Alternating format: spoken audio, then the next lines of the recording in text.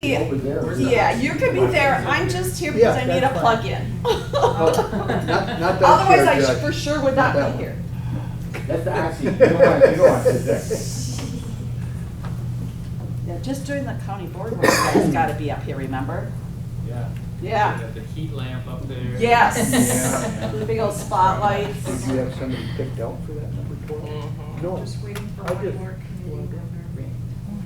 Come on, peeps.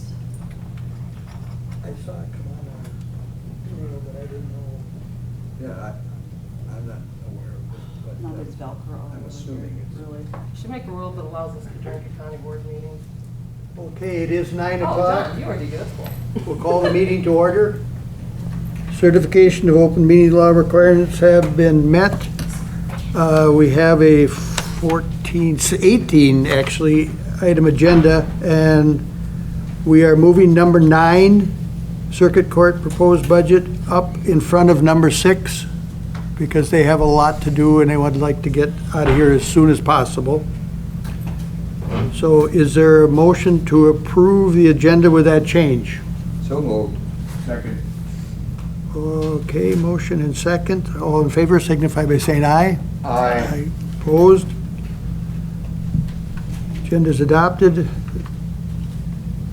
Prior minutes from 7/21/21. Is there a motion to approve? Second.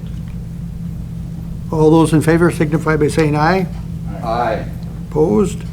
Motion carried. Public comment period. What is the number? 538?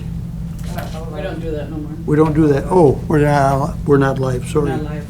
Okay, number 9, Circuit Court 2022 proposed budget review. Thanks for moving us up. I appreciate it. We have court at 9 o'clock today, recovery court, and so everybody's on hold. I thought it'd be better just to get it over with early than interrupt in the middle of it and have everybody wait. So I appreciate everybody moving us up. I think you have the proposed budget in front of you. You should. First page is just the wages and salaries. I think self-explanatory. The second page is the vacation and the fringe benefits, self-explanatory. The third page is the administration/office expenses. That's where we did a little tweaking. You'll see line 212, legal fees, we reduced down from 10,000 to 4,000. And the reason for that, that's for guardian ad litem family cases. You may or may not know, but when I became judge, it's one of the things I changed, that the county isn't paying guardian ad litem fees. And then the old process was the county would pay the guardian ad litem in a family case. Let's say you have a divorce, custody placement dispute, or a support case where there's custody placement dispute. The court appoints a guardian ad litem, which is required under the law to do so. And the county would pay the guardian ad litem, and then we would collect reimbursement from the parties. And I switched to the county not paying that to having the parties pay money up front. And so right now, we require each party has to submit a $500 deposit to the court. Once that's in hand, then the guardian ad litem begins work, and then the guardian ad litem bills the parties directly, and the collection is their issue, although the court does enforce that through court order. That way, it's not the county that's paying and getting stuck with unpaid bills or the collection work of that. And it also gave freedom for the guardian ad litems to charge their usual rate rather than a reduced rate. And so I think it works out well for everybody. And so I've been judge 4 years now, and we expected to see just a tapering of this number of the legal fees here, and so we're still seeing a sum, and you might say, well, why is there any in there? We still have some cases sometimes where there is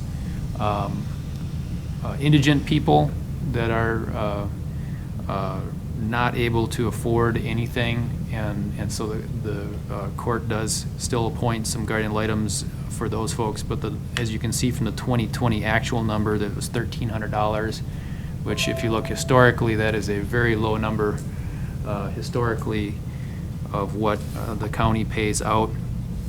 And so that's why we're tapering that number to align with reality in this newer system. And I think maybe we could just talk about it right now since we're on the same topic. On the next page, on anticipated revenue, you'll see line 10, which is 46,145, guardian ad litem party reimbursement. That was set at 25,000. That's expected money that we were going to collect.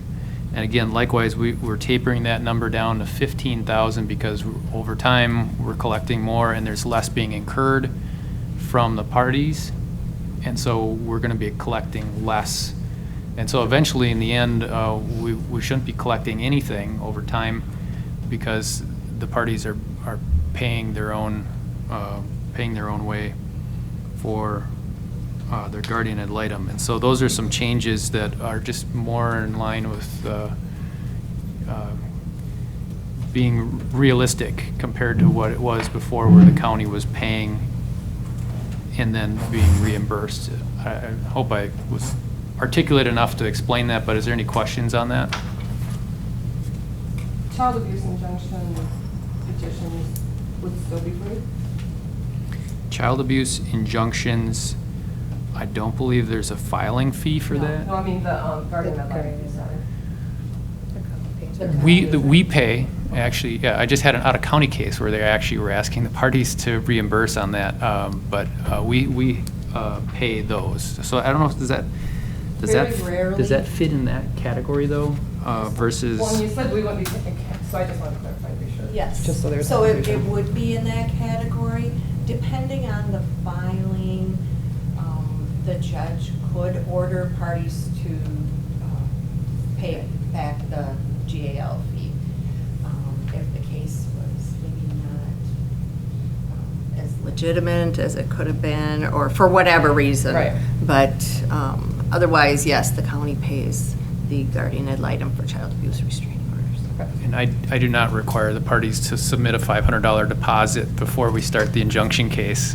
That would be kind of leveraging dollars, but to get your day in court on a child abuse injunction just isn't, to me, isn't right. So we don't use that same process for that.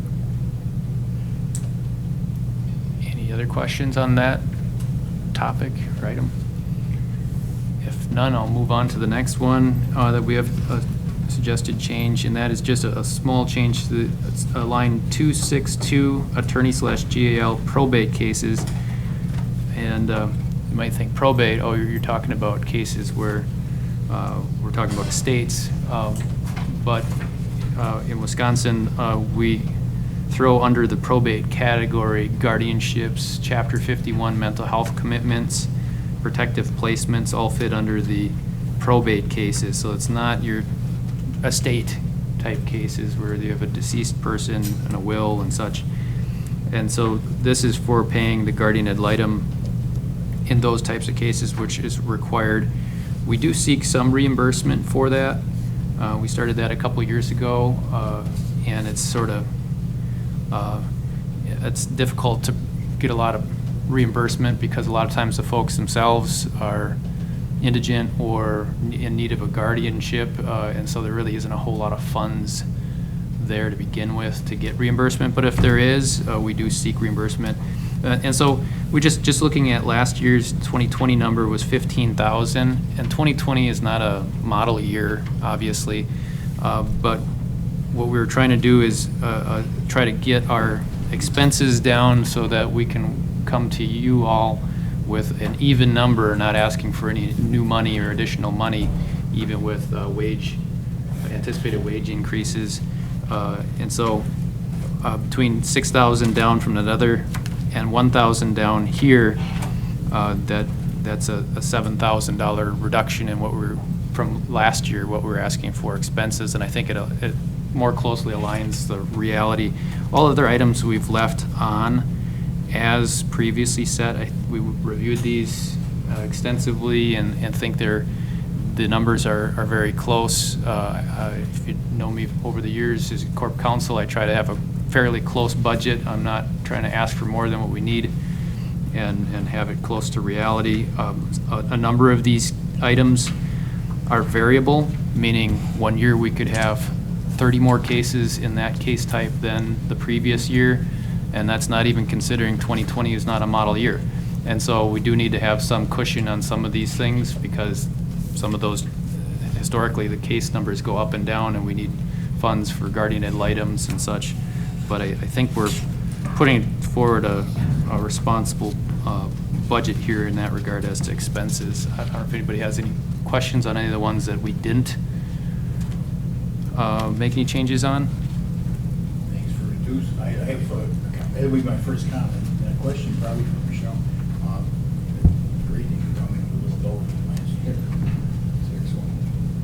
But- Michelle, do you have a line item here for anticipated court fee or anticipated fees for anticipated costs for the next year? I'm not, or do you have a separate budget? For, Expenses for jury trials for next year. so for the jury expense, we put in 25,000. Is it in the? It is in there. What line is it? It is line 206 206. under expenses. C, section C, Wrong admin, page. admin expenses. Missed out to. You're too far. Too far? You're too far, yeah, it's under admin, it's item C. One. Nope, it's like page 2, page 3. Page, should be page 3. And that's 206.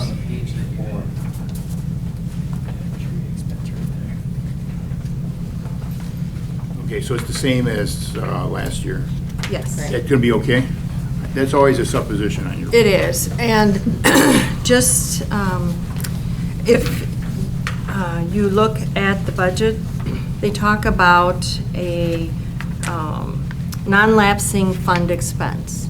So what that is in the circuit court, we have 4 of our expense accounts that are lumped into the non-lapsing fund of 50,000. So that way, excuse me, if one goes over, you'd still have that money in that non-lapsing fund to pull from.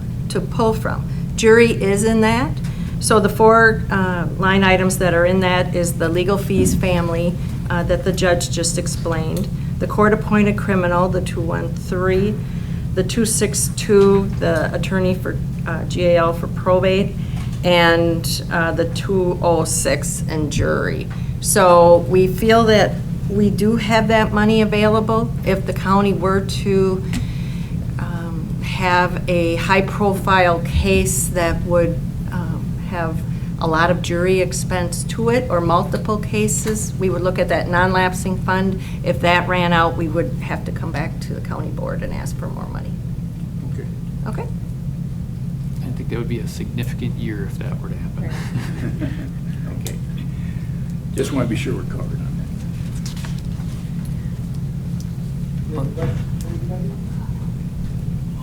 On the next page for revenues, we do have some other tweaks as well there, if I could highlight those. I'll just start, there's a couple items, let's see, line 2 and 3 and 6. I'll highlight those for a second. We're not asking for any changes there, but you'll see if you look at the 2020 number compared to what our request was for revenues coming in, each one of those are tied to traffic citations and the costs that the county gets and court costs that are tied to those that the county gets a share of. Last year, 2020, our numbers of citations were down, and I would even say, John's here, I would even say 2021 our numbers are still down. What did you say? Traffic. Traffic citations. They're higher than 2020, but they're not what they were pre-pandemic, I don't think. And so that's one of the more, we're just keeping that anticipated revenue the same as it has been in the past. We didn't make an adjustment to it because it is variable, and are we going to return to pre-pandemic levels of citations being issued? I would anticipate that. When is that going to happen? I don't know. And so for 2022, I would suggest leaving that the same. So I just wanted to make that note if you're looking at the actual versus what we, actually, if you look at what the point what I was going to make is if you look at paid through June 30th, that half a year mark, we're lower than what's listed there, but it's because it's hard to predict that. The state reimbursed ad litem, that's the 5th line. We added 3,000. That just more aligns with what the funds we get from the state to reimburse for guardian ad litems on certain types of cases. The next one where we changed is I talked about before, which was line 10, that guardian ad litem party reimbursement. We reduced that by 10,000, and as I stated, eventually that number is going to go away because we're going to run out of cases to collect or get reimbursement from. The line 13 is interest on judgments. We added, moved that up from 9,300 to 13,000. I think that more reflects where things are at. We're just getting more collection on interest on judgments, and so that's just aligning more with our actual numbers that are coming in. In probate fees, that number we're raising 1,000 just by looking at the figures from 2020, which again isn't a model year, but that was higher than what we had it set, so we just increased it by 1,000 and try to get that more in line. And then line 17 is clerk from child support, and Renee's here, so she can tell me if I'm getting things wrong, but this is money that that the county gets reimbursed for. The line above it's for family court commissioner, and line 17 is for the clerk and the clerk of court's office for cases related to the 4D calendar, and those are some federal funds that the county gets for their work on these two areas. And looking at these together, it looks like the sum has gone up a little bit, and I don't know how to predict that, but to align it with where it was, we thought an addition of $2,000 to that revenue is consistent with what the 2020 numbers were. Right. Did an average of Commissioner Franklin's hours. He's putting in more time, which is a good thing. So sorry I didn't get that to you sooner, but yeah. So that's in line with what you would anticipate as well. So Yes. Good. And so those were our only changes on revenue. So if you look at the big picture, the bottom anticipated levy total, you'll see that we are a couple hundred under what we asked for last year, and that was our goal, to try to get that number so that we're not asking for anything new. And then on the last page on there is the law library, and there's no changes there. That is for the LexisNexis. That's a subscription to the legal database LexisNexis. Instead of having a law library, we have a subscription to LexisNexis where we have a number of accounts, the judge being one, court counsel, I don't know, well, Court commissioner. Court commissioner. That's something is required. We need to have that to do our job. And I remember a number of years before I was judge, this was reviewed and tried to competitively get a lower price, and I think this is as good as it's going to get, and there's no changes being asked. You'll see some revenue there. That's because some other law offices also get an account through that, and then they pay the county. And that's part of the part of the deal is they pay that up front before the year. They pay it quarterly. Yeah, they pay that, and so if they were to stop paying, we would cut that off and lose that expense. So that's something we've been doing for a number of years to help out attorneys in the county to have. I think it offers a lower price for that, and so it's that, in case you're wondering what that's about, that's what that's there for. There's no changes being asked. So So I threw a lot at you. I don't know if there's questions on things I didn't comment on or things I did comment on. I'm glad to explain anything. I just want to make a quick comment on behalf of the revenue side. So the clerk of court's office, the increase in the interest is partially due to we are now very aggressive in turning over old fines and forfeitures to state debt collection. With that said, to date, I checked the numbers before I came down. We've collected over $100,000 through state debt collection. We've now also added restitution into the collections part. So it's finally giving victims a possible chance that they will be getting some monies from being a victim in a crime where restitution was ordered. So we continue to work hard at that, and it's a wonderful program.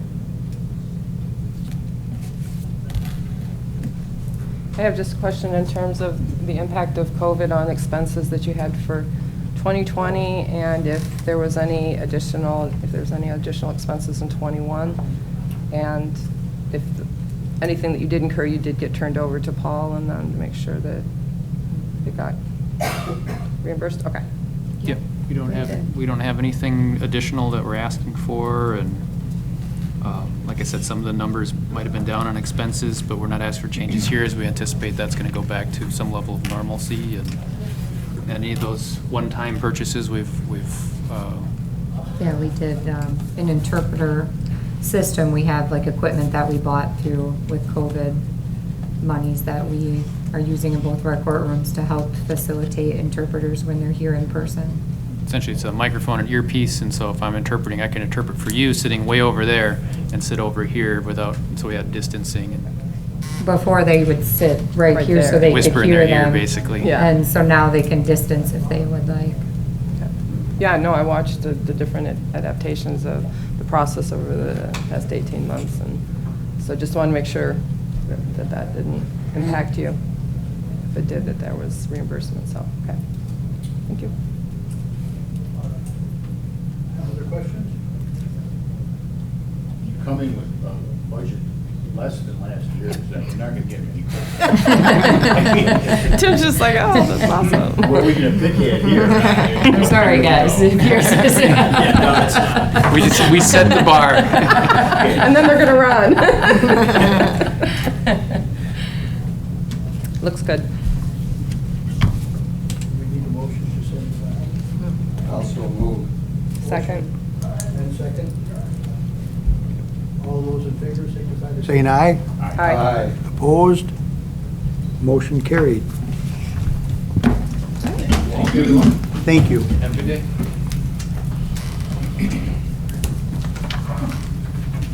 TC Child Support 2020 Annual Report.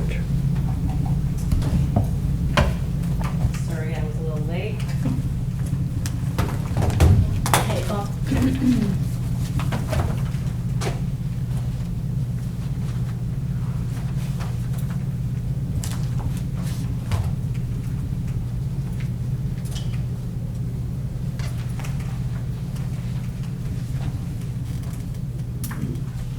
Thank you, Renee. Thank you.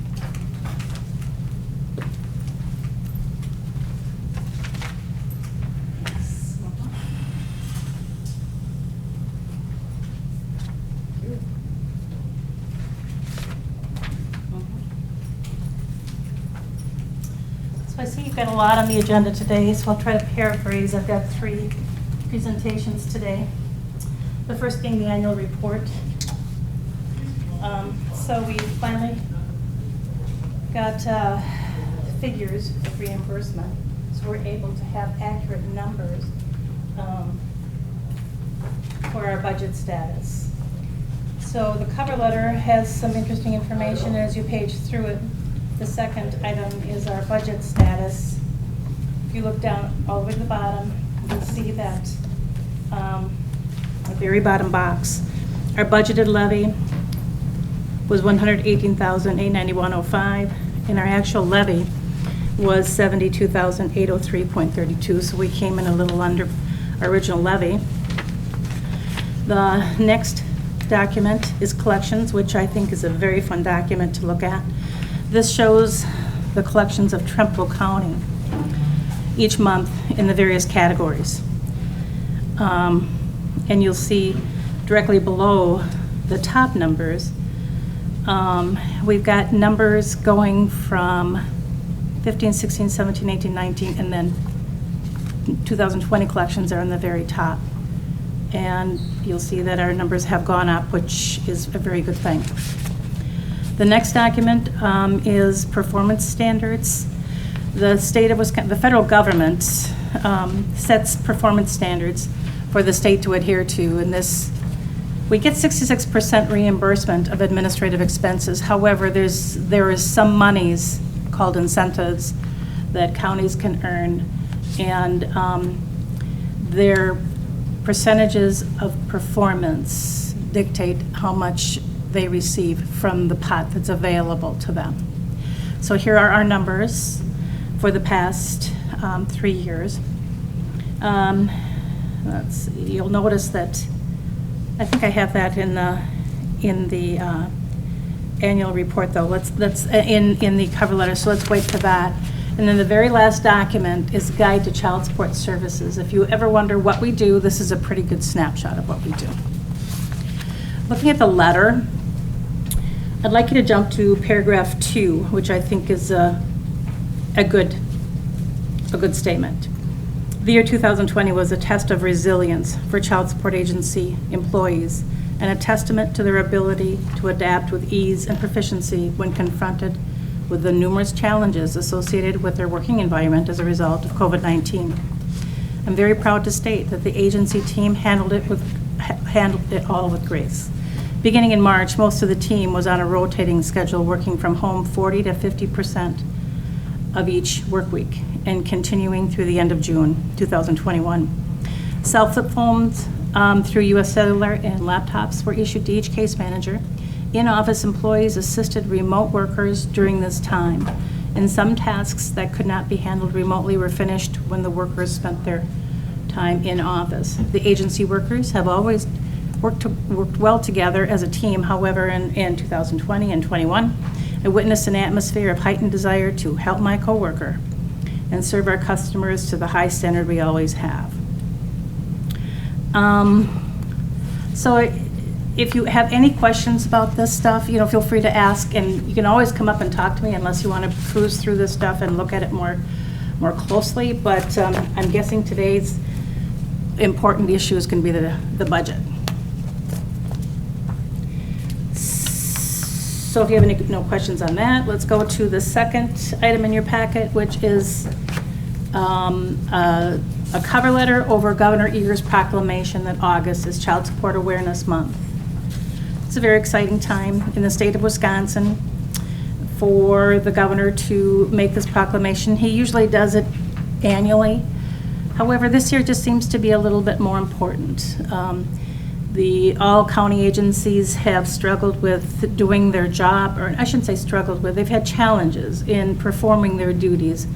A lot of counties worked from home or worked remotely 100%, just recently reopening to in-office services. So as stated in the letter previously in Trempealeau County, the case managers all worked 40 to 50% of their time from home, and it worked well. It was a bit of a challenge, but it worked well, and nobody got disgruntled that I saw. It worked well. So just my cover letter attached, please find the Governor Evers proclamation that August is Child Support Awareness Month. In this document, Governor Evers states the importance of the child support program to children, parents, and caregivers through the provision of services to assist in meeting the needs of families and encouraging greater self-sufficiency. That's an important statement. Child support is very important to families to stay off the public assistance rolls to a certain degree. Yes, many of them still qualify for public assistance, but to a much lesser degree because of child support. This is a perfect time to recognize the members of the Child Support Agency teaming and commend them for all their dedication to the mission of the Child Support Program, as well as their consistent delivery of services with professionalism and respect. Kayleen Horrell, she's our case initiation technician and receptionist. She's been with us since June of 2014. These are in alphabetical order. Sandra Couple, she's an enforcement specialist. She's been with us since February of 1999. Erin Paulson, enforcement specialist. She's been with us since April of 14. Sharon Robinson, enforcement specialist with agency since June of 96. Nancy Sukla, administrative assistant and financial technician. She's been with the agency since December of 1999. Penny Walski, enforcement specialist. She's been with the agency since November of 2004, and I've been with the agency since January of 89. You'll see this proclamation on a bulletin board on first floor. We'll get a picture of the team as well to put there to kind of announce who we are and what we do. Any questions about that? Okay, let's go on to the budget. We should approve proclamation. Well, if you want to recognize Governor Evers' proclamation and support it, I think that would be a good move. Then I would move to recognize the proclamation and support it and bring it to the attention of the full board at the next meeting. The next meeting or the next regular meeting? The next regular meeting. I'll second that. All those in favor, signify by saying aye. Aye. Aye. Opposed? Great, thank you very much. Thank you. Okay, so I did some notes, try to explain some things as we go along. Page 1, salaries were projected using the 2021 salary grid, and we just went to the next step for each employee. If you go to page 2, the fringe benefits are the same. You'll notice one thing about page 2, under health insurance, you're going to see an extra line there. 154 is the regular health insurance premium amounts. And then you've got health insurance deductible, $6,000. Because the government, because we get 66% reimbursement, and this is an expense to the county, this is the deductible that the county gives to each county employee who has insurance. The county pays the first $1,000 for a family plan and the first $500 for a single plan. And so as the employees report that, it gets billed to our budget and we get reimbursement of $6,000. Now, other agencies, I don't think, we may be the only agency that you're going to see this on. We did this ever since it began, so the county can get some reimbursement there. Okay, so if we look at pages 3 and 4, you're going to see some things that are highlighted. So I'm going to read this little paragraph. You're also going to see that there's an extra column there. Maybe other agencies are doing that as well, but the third from the right is 2021 adjusted budget. That includes some carryover money from 2020 to 21.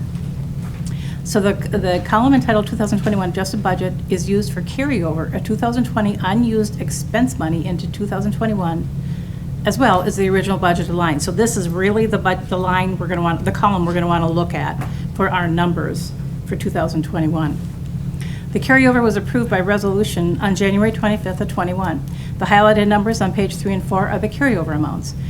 By way of explanation, we began planning with the assistance of IT to contract with vendor OPG3 to implement a program converting our physical files to an electronic format. The planning phase took longer than expected, resulting in only the purchase of software and some equipment in 2020. We had anticipated paying overtime to staff members to scan files, which did not occur. I think we finally got the plan nailed down probably in October. So there was really no time to do any implementation of the program. The total amount of $23,500 was carried into '21, anticipating the scanning would take place. Due to COVID complications, we implemented a rotating schedule for employees to work from home part-time. This schedule continued through the end of June 2021, resulting in no scanning taking place during that time, virtually impossible. When the workers were in the office, they were scrambling to get the things done that they could not get done while they were home. Employees are now working diligently as time allows to scan files. It is clear that the scanning task will run into 2022 to complete. So under administrative expenses, we also added line 240, laserfish maintenance and professional services in the amount of, well, you know what, let's wait till we get there. Do you want to go through this line by line, or you want to go through changes only? It changes only. Okay, so that brings us down to line 225, telephone. We had increased that number in 2021 because we paid for the workers to use cell phones when they're at home. We don't have that expense anymore, so we went down $1,000. Our request is $1,500. The line 240 is the laserfish maintenance professional services. This is professional services and upkeep of the laserfish program, the scanning program, on an annual basis. It's not licensing, it's upkeep. This was originally included in line item 810, capital layout, which will eventually go away. I really think this is an expense. This is not capital layout. So based on a projection by the vendor, OPG3, the annual cost of that will be $1,750. Genetic test, line 251, we went down $500 there. We're seeing that we aren't spending as much as we anticipated. Line 260, Bureau of Vital Statistics fees, we went down $50. Again, we're not spending as much as we anticipated. If you go to line item 310, office supplies and shredding, we had used $3,000 from the prior year to assist in shredding and things like this, which is an expense. Actually, I think we can go down to $5,000. I think we'll be fine with that for 2020. We're going to get most of the shredding done, we're hoping, in 2021. So I don't think we need as much as $8,000 in 2022. So that's a reduction of $3,000. Postage, line 311, we're seeing that we're not using as much as we anticipated. And then we go to publications and legal notices. Again, we're not using as much as anticipated. Photocopies, we're using more than anticipated, so we went up $350 there. This is a net decrease of $670.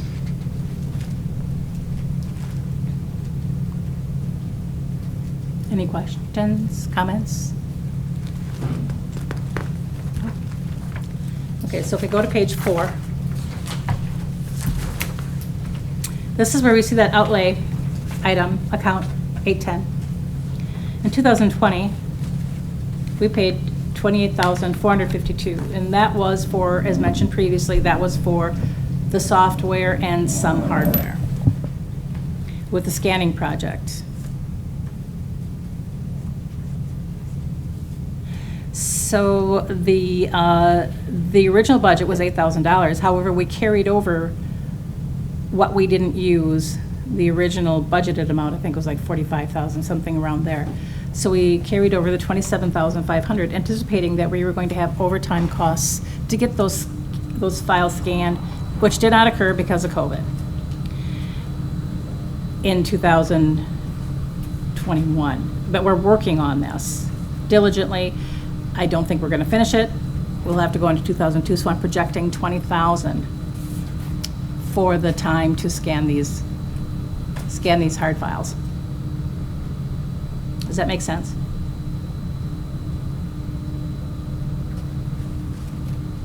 Yes. Okay. Okay, so down to the revenues. So again, the 2021 adjusted budget line, you'll see that the state revenues were higher because of that carryover of 2020 money into 2021. We get 66% reimbursement. And we anticipated we're getting more county revenue. This is for reimbursements of a number of things. Sheriff service fees that we pay for, numerous things. So that our program income is a little higher than what we budgeted in 2021. We're already at 900, so that's a good thing. So we're going to budget for 900 for 2022 as well. So these revenues then offset the total expenditure, resulting in the bottom line, way down at the bottom, $98,732.91 as a projected levy to the county for the Child Support Agency budget. This is a 2% decrease from the 2021 adjusted budget levy. Excellent, you found the judge's example. Yeah, right. I called him up and I asked him, yeah, what are you doing? I'll follow suit. Mr. Chairman, I do have one question. Yes. Renee, the return to the scanning project. Yes. It sounds, so that we understand that the project, the completion of the project has been delayed. Yes. Will that have any effect on your operations, your real work? I mean, what your agency usually does, or is it just a matter of delaying the project for Well, another year? the biggest delay was because of COVID. 2020 was because we didn't have the software implemented until the end of the year. 2021, this year, people were working remotely until the end of June. So the work product, the daily work product takes priority, their daily Right. duties. And so that's why we've projected some overtime here in both of those extra line items. The idea is that they're going to work overtime as they can. We have to get this done before the move. We're in the Justice Center. So we project by mid-2022, we'll have that done. But to answer your question, the scanning does not take priority over the other tasks, the other Sure. responsibilities. I understand, I understand, and I'm perfectly in agreement with you. I was just wondering if there were, it simply means, not simply, but it means you have to hustle up for a while. That's right. But otherwise, your operations continue Yes. as they would before. And yes, they are. And everybody's on that page. In fact, just to give you an example, another county scanned their files, and they hired someone to come in and scan their files. As you might guess, a lot of files contain information that's not valuable information. And the workers have decided they want to do that themselves. They want to scan through it. And actually, it's going to be less time consuming for them. They can just go through it really, really quick. So they have chosen to work overtime or squeeze time in so that they know that the scanned materials will be based on what they want to keep rather than someone else's guess. Someone else will say, oh, you want to keep this? Do you want to keep this? It's a waste of time. So they're doing it themselves, and I'm very happy that they wanted to do it that way. So they know what they're facing, and they've got a really, really, really good start. So yeah, it's a good project. We're excited about it. It can be expensive. I've forgotten which department is hired for somebody, but it can be expensive. to Yes, hire an outside it can be expensive in the long run. The benefits, work-wise, we'll cut down on paper files, cut down on space. Looking at the floor plan for the Child Support Agency under the Justice Center, my goodness, they cut down immense amount of space. There are still some paper files that we'll have to keep. We are not scanning our closed files, the cases we're not actively enforcing. We will let them age out. And after they've aged out 7 years and we can allow purging of those files, we'll wait till that happens instead of scanning them now. So we do have to have some space for those files. But the amount of space that's planned for us has reduced significantly from our existing footprint. Thank you. Yeah.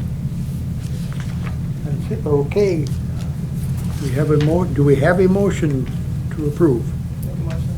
Second. Second. Motion and a second. Who's taking, is Carol taking that? All those in favor signify by saying aye. Aye. Opposed? Abstain. Okay. Okay, thank you. Motion carried. I'd just like to make eye contact with the person I'm talking to. I wasn't sure. Yes, that would be me. That lady over there, okay. 3-0 with one abstain. Who abstained? Oh, that's right, you have to. Okay. We understand, we totally understand. We get all that. District Attorney's Office 2022 Proposed Budget Review. All right, well, big thanks to Renee and the judge for saving the county a bunch of money because our proposed budget does not do that. I was gonna ask about that. There's a good reason for it though. So not to bury, or I won't bury the lead here. There's a big increase in our requested budget, and that's to account for a new position that we're kind of in the process of working through committees on to have the diversion coordinator position transferred over to the district attorney's office. So that, looking at the numbers for last year relative, or this year relative to next year, there's a huge increase. Although it's everybody's hope that the numbers requested in today's budget are not going to be monies paid out by the county for a couple different reasons. One, or I guess a major component of this is part of the treatment assistant diversion grant for 2022 that the county is currently collecting details on and actually hasn't been put out to tender just yet to counties. The county plans on including as part of the diversion grant monies for a diversion coordinator position.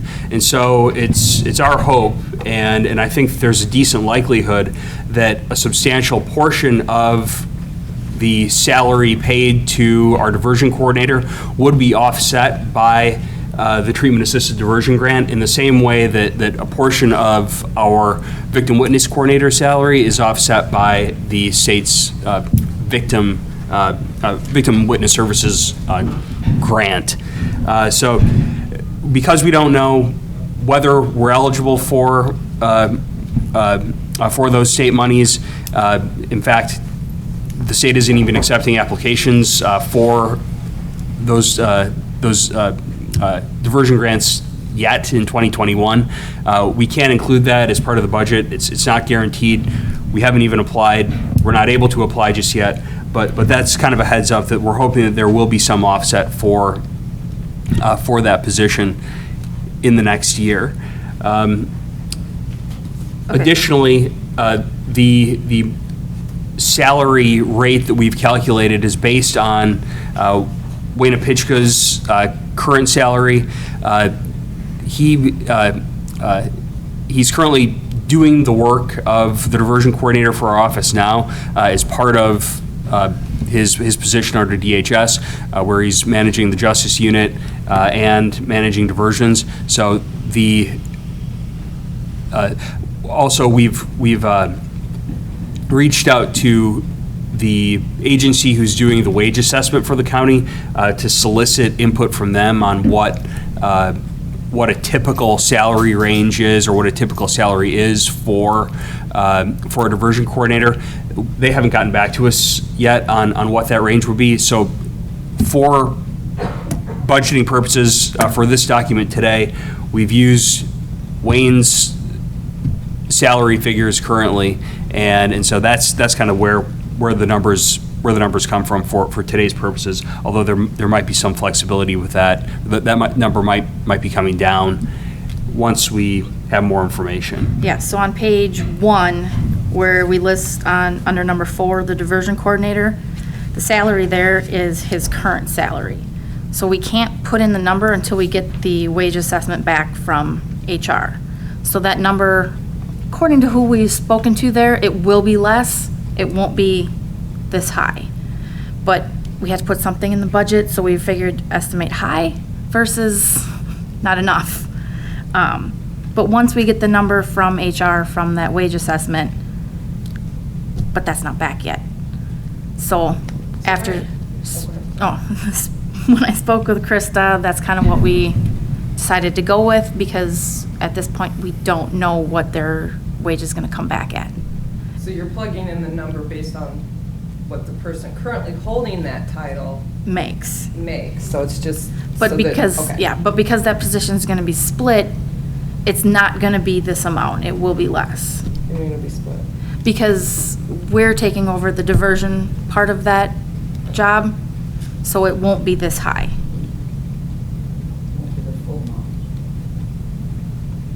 We're going to get finished up.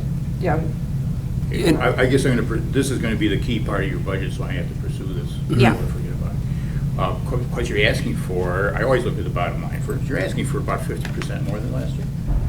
Son of a gun. Well,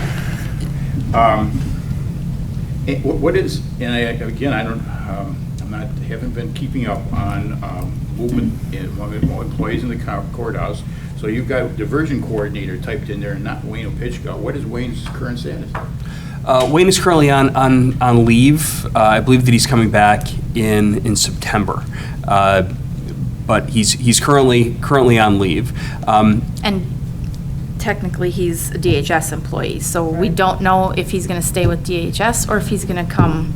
don't you have to post this and put this out? We're still going through the Position, committees right. on that, yep. Yeah, okay. And so technically, we don't, and we're working through various committees to kind of have the diversion coordinator duties assigned to the district attorney's office. That seems to be kind of progressing through committees without much contest.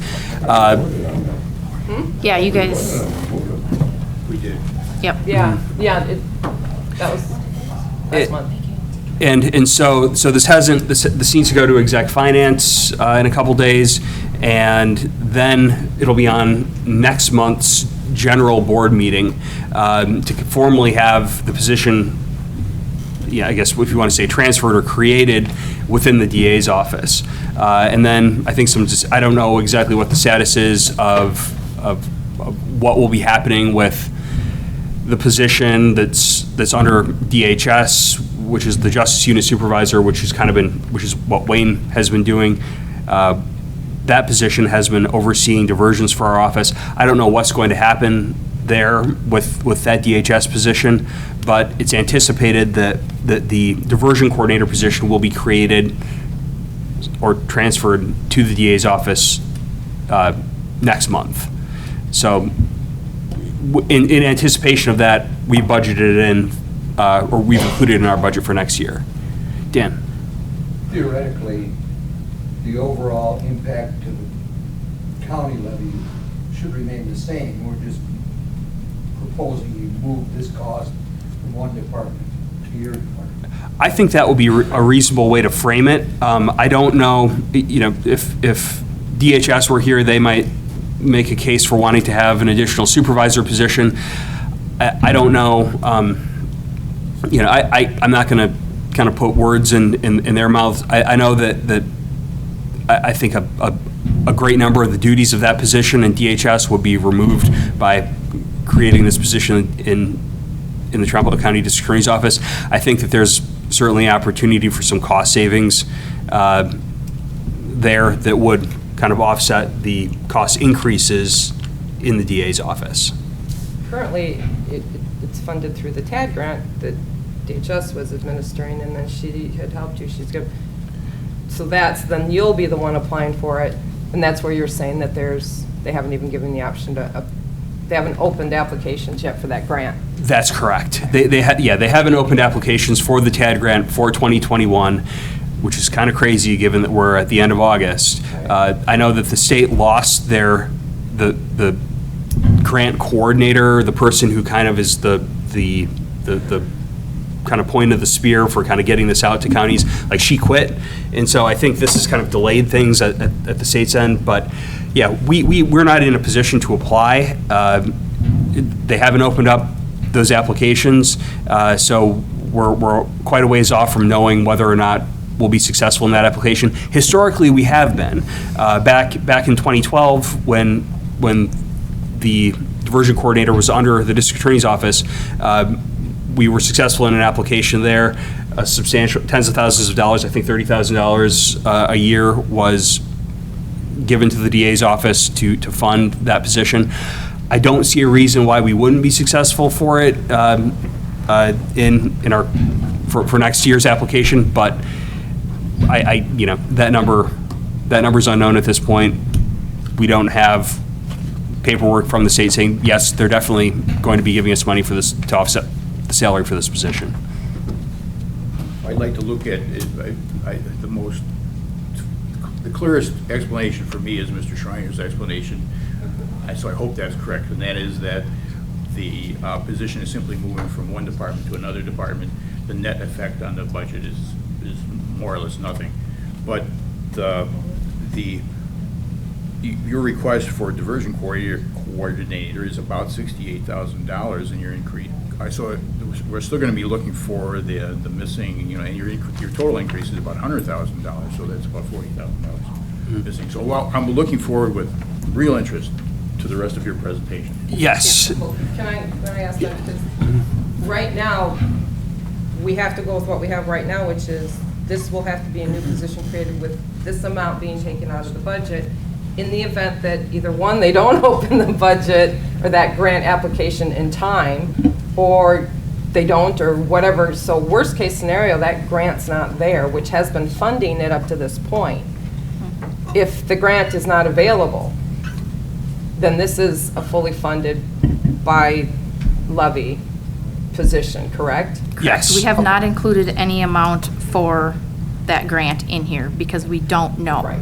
So, I just want them to understand that Yep. but that grant ended this year anyway, so, and had to be renewed, so. Yep. Yes, this is the application year. The state hasn't opened applications, but you're correct. Yeah, everybody's kind of in the same boat, which is, we still have this position, it needs to be funded, they haven't opened the grant, so. Yes, and this isn't just Trempealeau County, this isn't just me or the Trempealeau County Criminal Justice Coordinating Council, like, dragging their feet or not towing the line and kind of getting things filed.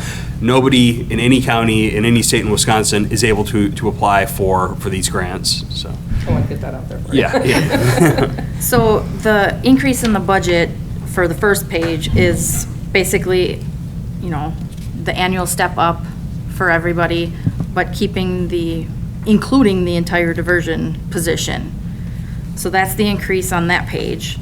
On the second page, it's the same. You know, the three of us that were currently in the office there, but then adding in the diversion coordinator position, so that's the increase on that page. On page 3, with the administrative expenses, we did ask for the interpreter portion to go up. It just seems to be going up and up and up every year. And part of the reason for that is, I think it's kind of twofold. One is that a couple of years ago, or I think last year, the state stopped reimbursing victim witness coordinators or victim witness offices for interpreter expenses for communicating with victims.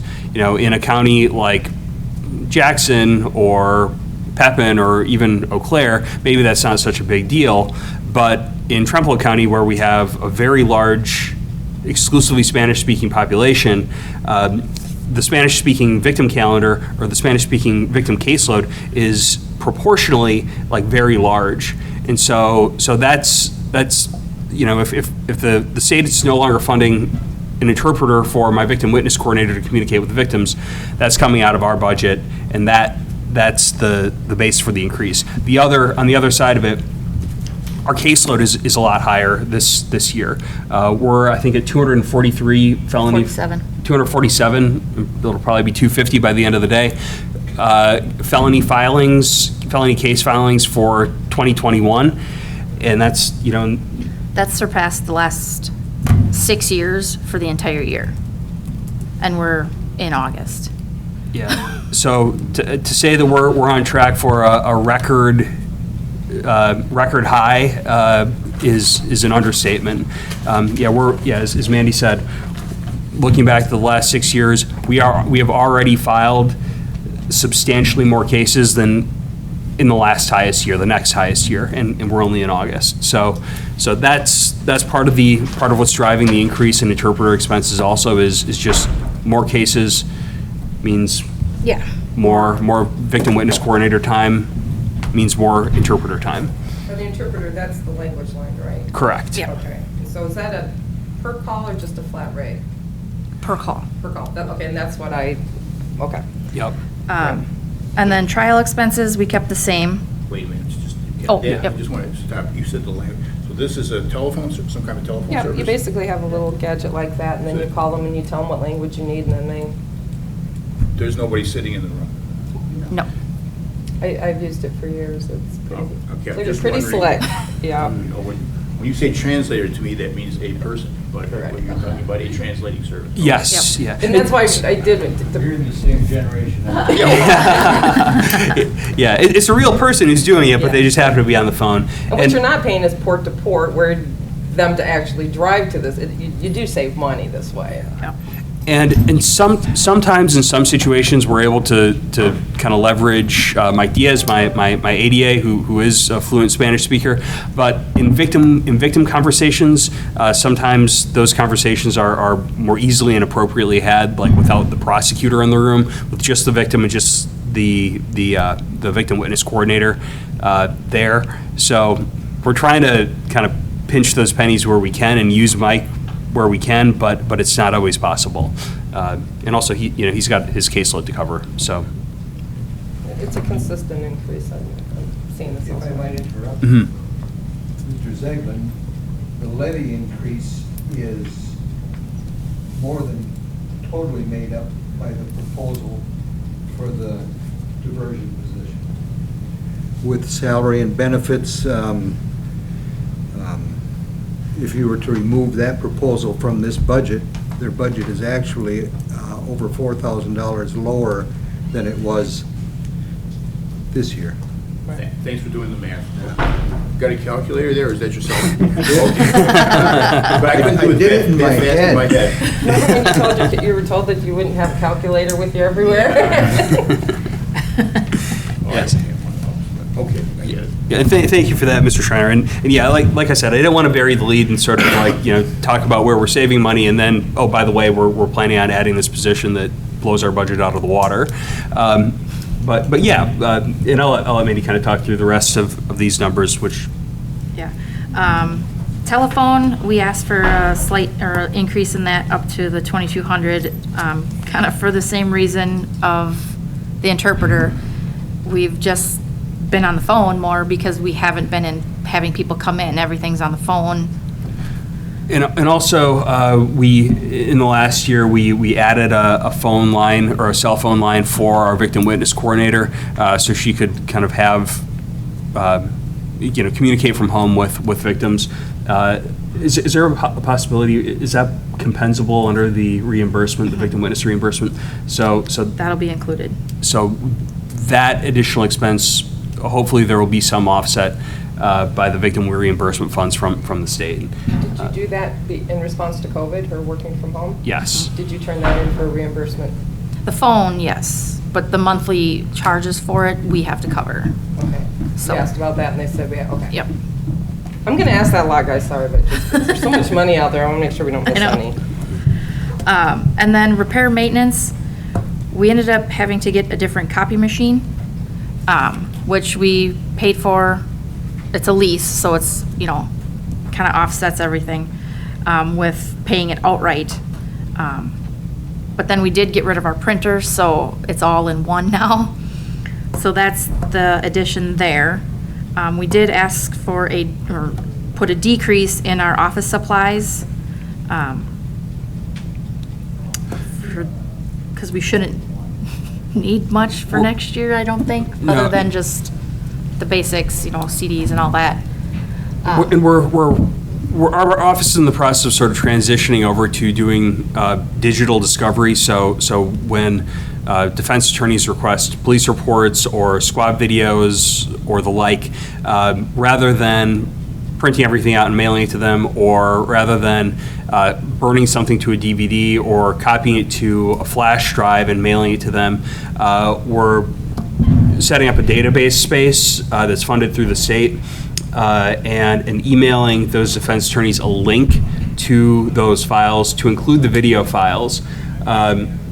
So hopefully the idea is, the plan is to spend less on CDs, flash drives, and the like. And this also kind of ties into the postage. So we're hoping that goes down if the program works, but we don't want to. And it seems Just to be much. working so far. I think that we're always going to have situations where we're going to have to do physical discovery mailouts, but for the volume consumers, the public defender's office and the local attorneys who take a lot of Trempealeau County cases, it's been successful. Wouldn't you say? We haven't had any complaints. People like the ease of access to just click a link and then you can watch the video. So that's been working pretty well, and I think it's going to save us a little money on office expenses. Otherwise, the rest of the budget, we've kept the same, because hopefully we go back pre-COVID. So we will have, travel for conferences and that, so we kept those the same. Questions? No? And then. To Mr. Schreiner for answering my question. So then the anticipated revenue. We did add the diversion program fees. We put that at 5,000. We're just kind of, we kind of went with what, because I talked to DHS, and I kind of went with what their numbers were for what they would bring in for that position. So that's what I put in there. But you guys are going to be doing like more full-time, like, Yes. so it probably will go up some. I would Probably anticipate will. that it would go up. And, what that number will be, it'll vary year to year. It depends on how many people are on diversion, depends on what, what rate they're paying. But I would anticipate that number would be higher than it was historically. What that number will be exactly, I can't say, but very likely will be higher than 5,000. It won't be dramatically higher. Not dramatically higher. I don't anticipate, it's not going to be 10,000, but it might be. I think it'll be higher than 5. Copy reimbursement, we kept the same due to the fact that we are working on a digital discovery, so we hopefully won't have to pay the copy fees. And then the restitution surcharge, we kept the same at 5,000. Otherwise, the next lines are the victim witness reimbursement fees. The first part of last year, it was like at a historic low. It was only 33.3%, but it did go up the second half of the year. So we kept the outlook at the 42.5%, just kind of a mid-range. So those are our estimates for next year. And then we did put the line item for the diversion coordinator grant, but we didn't put a number in there yet, because we don't know if we'll get it. Hopefully we get it. But overall, the main increase in the budget is for the diversion coordinator position. And I, like I said, I don't want to state explicitly that it's just a transfer from DHS to the district attorney's office. I think that there is certainly, I think there's reason to kind of look at whether or not there's a need to kind of continue that position in DHS once this position is created in the DA's office. I think there's an opportunity for some cost savings there, some real opportunity for cost savings there, but I can't say that you can simply cut the DHS position and transfer it to the DA's office and save the entirety of that money, I'm sure that the DHS would not be happy with me if I was advocating for that without them being here. Yeah, we have to look at That's our job it. anyway. Yeah. Yes, yeah. We have to yeah. assume it's a direct impact on the tax levy until we know what your grant award is. Yes. So the discussion here is not whether or not to continue a DH person, right, a diversion person, it's simply transferring this. That's another discussion, right? Yes, Right. yes. All right.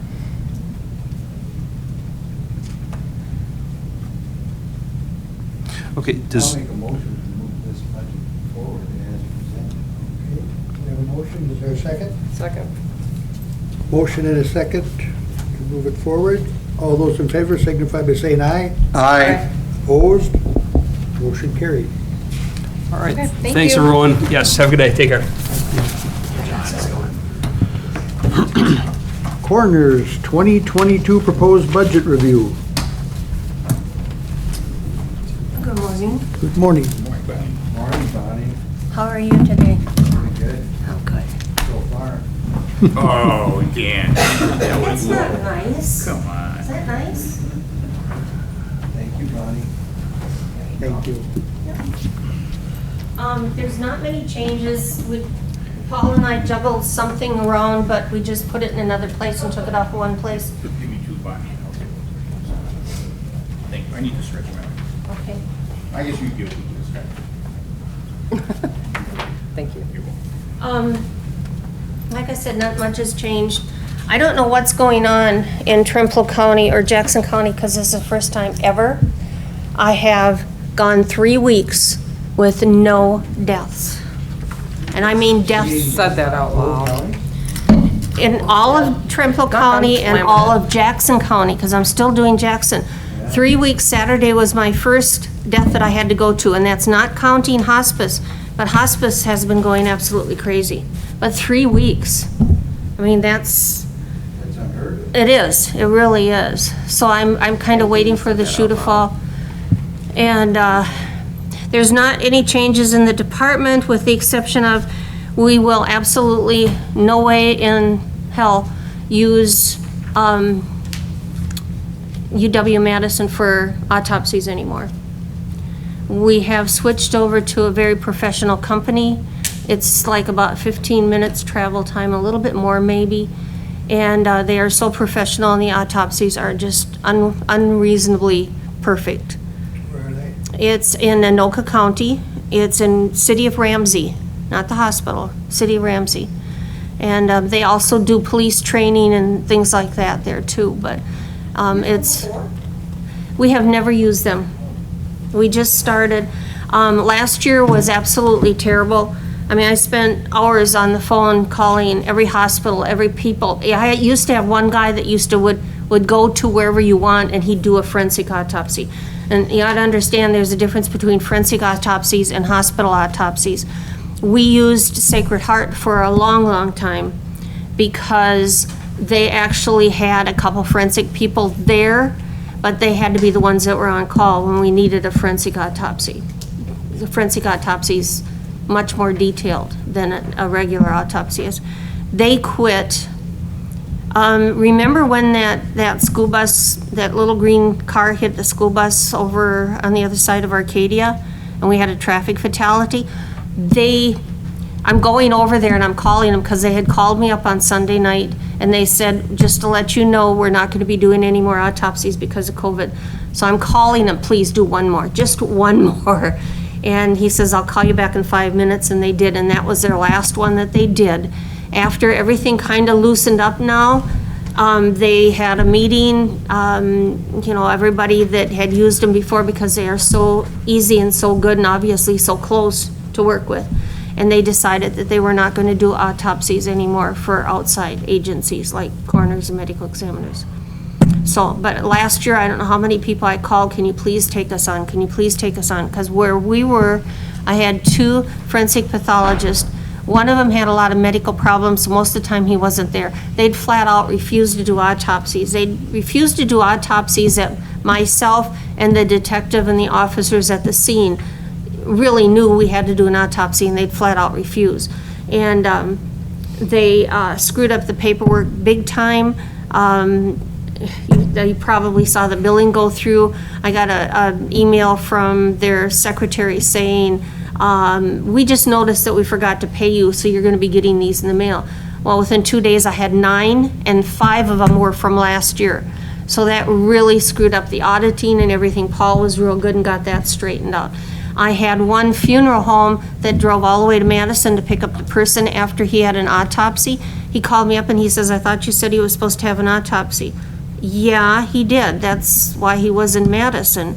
And they decided, the pathologist there decided that he didn't need an autopsy. They just look at him real close.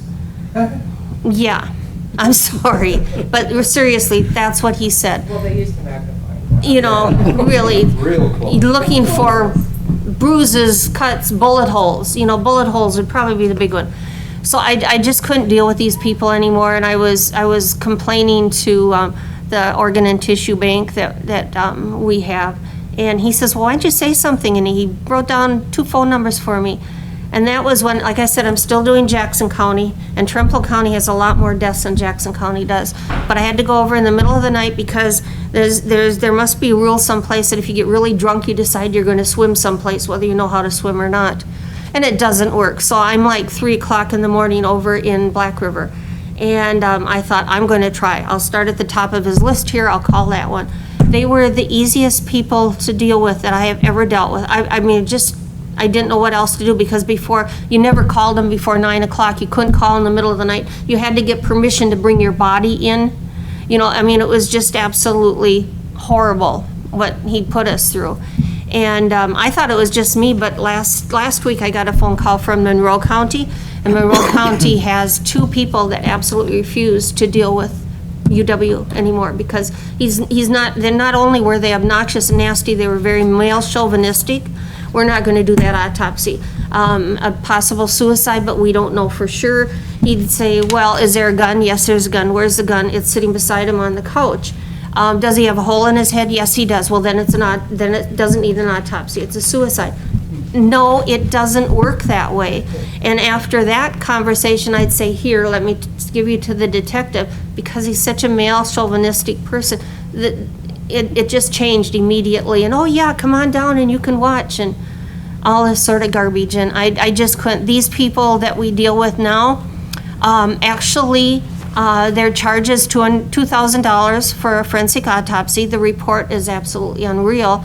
We used to pay separate for toxicology, which our samples go to Pennsylvania because that's the best toxicology lab there is. It's NMS in Pennsylvania, and they actually deal with NMS, and it's included in the autopsy fee. So we don't have to pay extra for that toxicology. The only thing is, and I'd kind of, because it is a little bit further sometimes, from my house, it's 2 hours and 20 minutes to get there.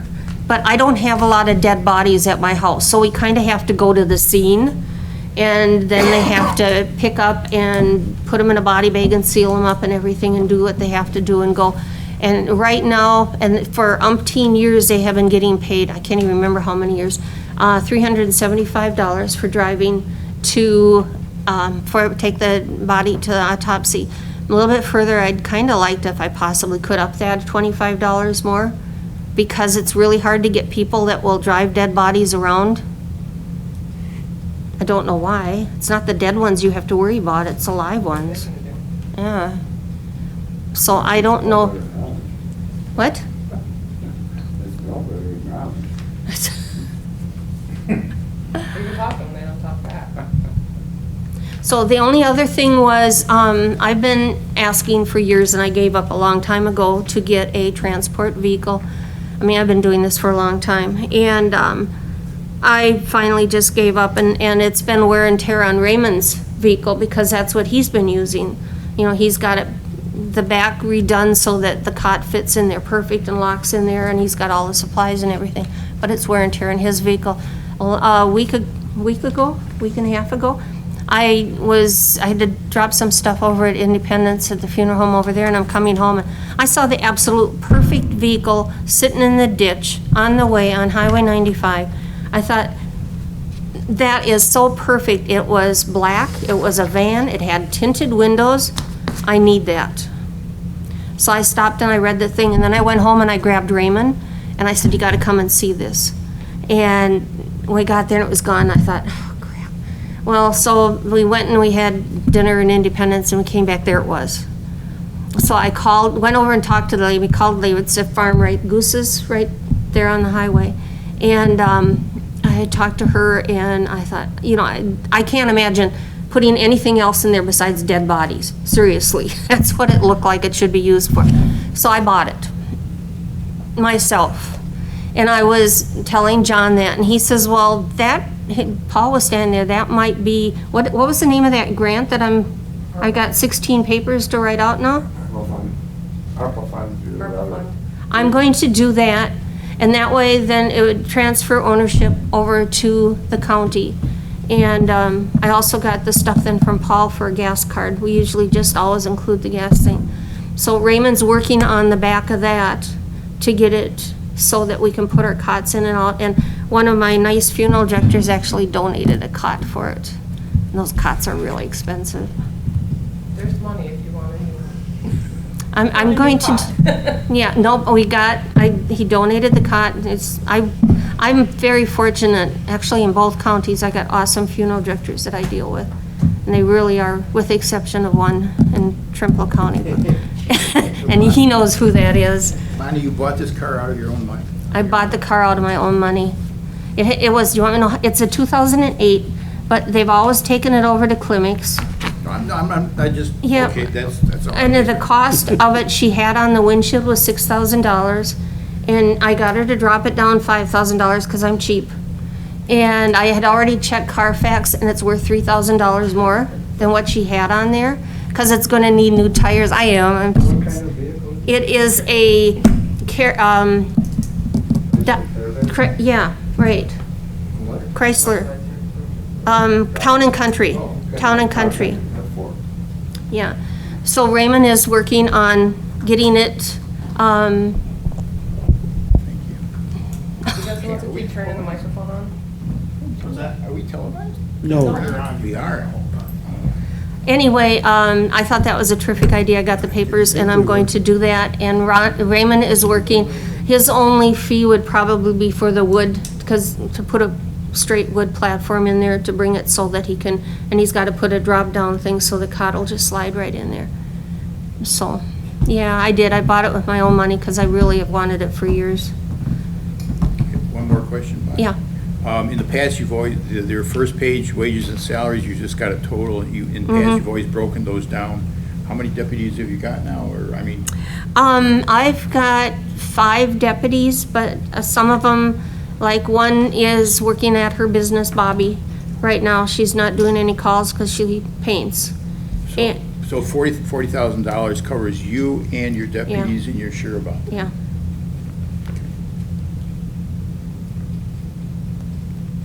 And I get, my base salary plus $110 a call. Should I tell you how much Jackson County pays me to go on a call? Yes. You really want to know how much Jackson County pays me to go over there and go on a call, plus mileage? Yes. $400. That's like 4. That's a 4. 1, 2, 3, 4. Huh. Things that make you go, huh. Huh. You could buy a couple cars out of that, yeah. It's not a few trips like that, you bought your car, yeah. Just about. No, I'm doing everything over there that I do, all the insurance papers, everything that has to be handled, copies, stuff like that to families. I do everything over there. And they're actually very happy to have me, I guess, because they haven't fired me yet.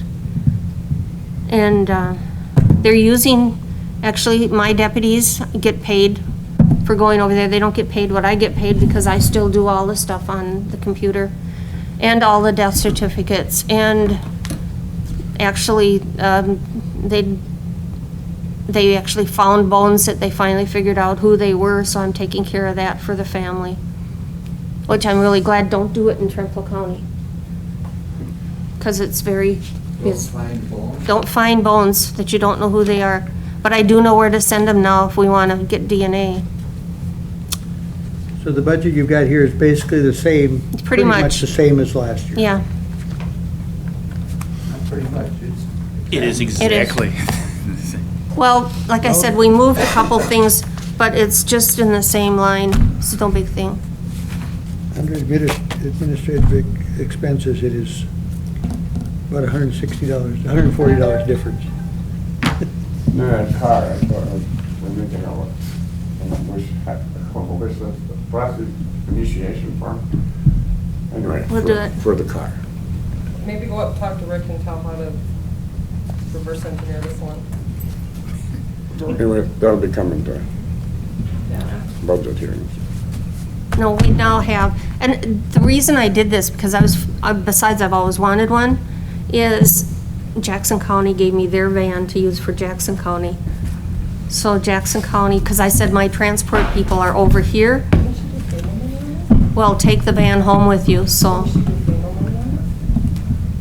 What? Because she didn't budget for it. It's, yeah, it's not budgeted. She didn't budget for it. For what? But you'd have to attach it. FEMA got the same kind of scrutiny when it comes to the COVID relation on this money? No, not as much as they are with other stuff. In fact, and they're doing 100%. Yeah, well, it couldn't hurt. All I can say is no. Why don't we try and send it through FEMA? Because FEMA Oh, does the reimbursement if you didn't budget it and had to expend it. right, that's what I read that, the form, that's So I what would it go says with- for I would that one. try, so, talk to Paul and then he can run it through Integrity, through Olivia. Yeah. Because you didn't budget for it and, Right, and then that way, yeah, FEMA's more for an expense that you incurred that you didn't budget for. The other one is when you're trying to get ahead of something, so. okay, all So, right. yeah, I'll let's talk to try to Paul go to about FEMA for that reimbursement and then see anything else that's associated with the costs for having to retrofit that or anything. Well, it's by winter time, it's gonna need new tires. You know, and I don't know where county does maintenance for oil changes, and It depends on does it make any difference? where they're located, where the Well, vehicle's being held. it'll stay, actually, one other thing that I'm going to do, because wintertime, our winters are sometimes nasty, so I am going to, I've got, actually, somehow I ended up a trustee out to the healthcare center, so my meeting's coming up on Wednesday. I'm gonna ask them if they've got any garages that we could keep it in for wintertime out there. Because I've been told that there's some empty garages out there, so. Yeah, talk to Paul about the FEMA thing, I bet that's. I will do That's that. the way to get it in there. Yeah, and the sheriff's department will not get any more bills, Carol. I called them this morning, they were supposed to come to me. Did you want to pay this? We don't. You don't? I'd have to defer that to my fiscal manager. As a rule, they don't want to pay anything they don't have to. Ah, As it should be. yeah. Yes. No, the bills are coming to me from now on, Okay. so I can invoice them and do them. You guys have any questions or anything? Like I said, if we keep this up, it's just unreal that nobody has. Is there any way I can Don't be increase talking the about that transport? out loud. What? Don't tell them you're not having any calls at budget time. Oh, No, okay, Everybody sure. else has told us how there are record numbers of arrests and prosecutions and. Is there any way I can increase the transport for my transport people? The cost, or not at this point? It's been for over 20 years, $375. Should have been part of your Yeah. budget proposal. Yeah, Yeah, well, I didn't think of it until this morning. You can still put it in. Where's the line item? I have no idea.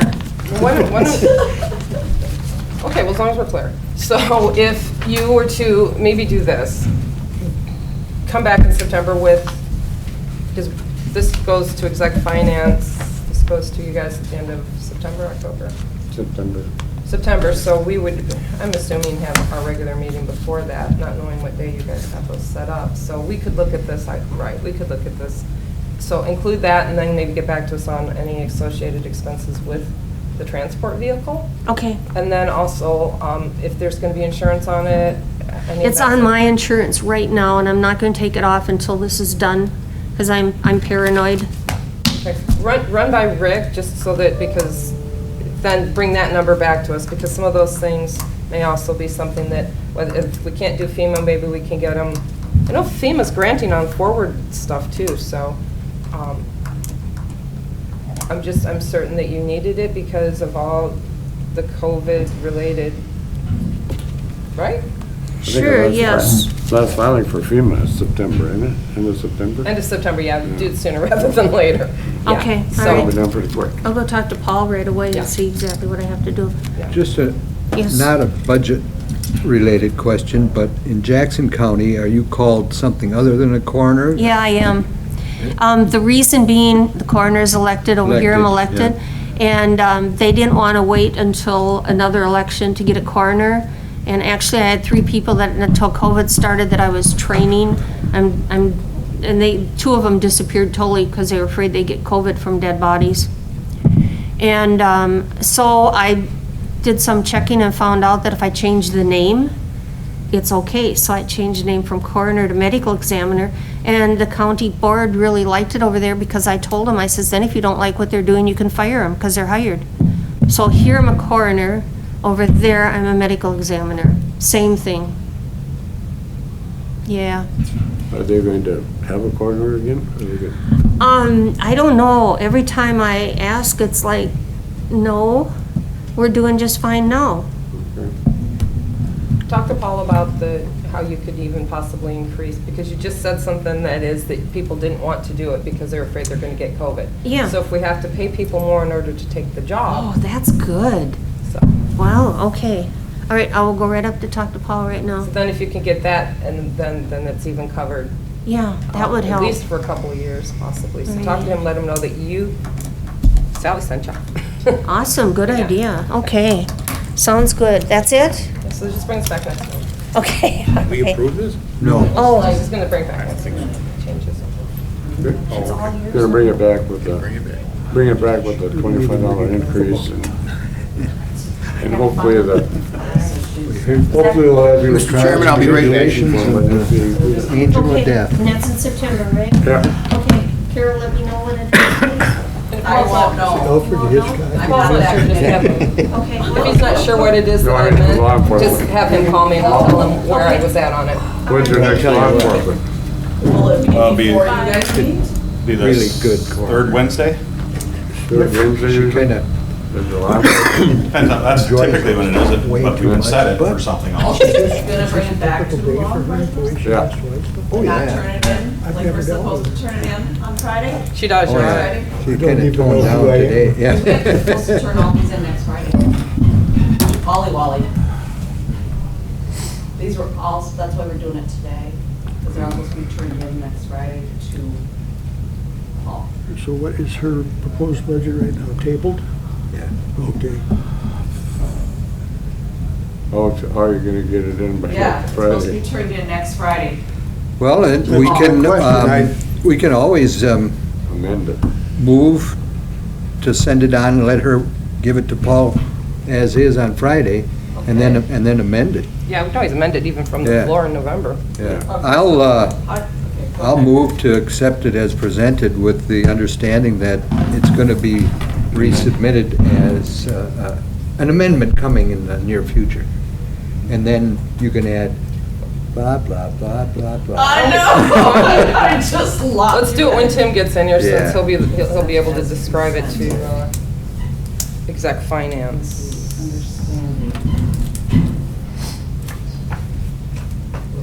I'll have it, yeah. I'll try to clean up that motion. Okay. I don't know, I think the blah, blah, blah was good. There we go. We'll just.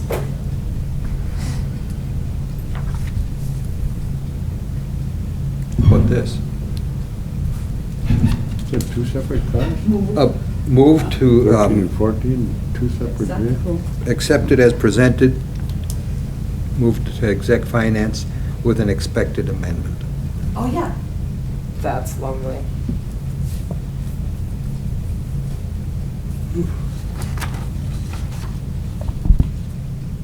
I'll second it, but. What did you say again? So slow. So sorry. I got Move move to to it. accept as presented. With an expected amendment.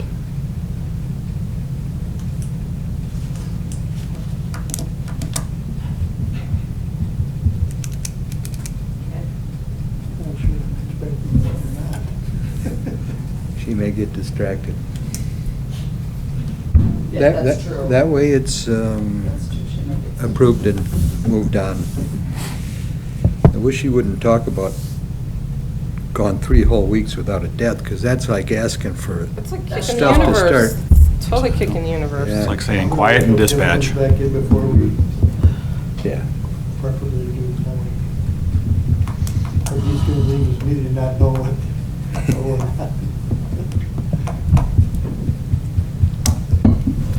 Did we have a break and I missed it?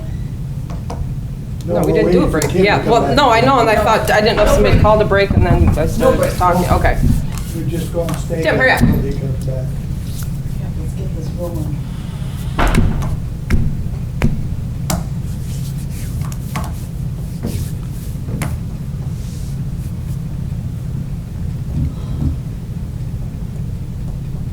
I'd heard him say Tough night, I Brett. need a break, Like and so you're then I tired. thought, wait, did I? No, I actually slept pretty decent last night. No, very Start Change, talking.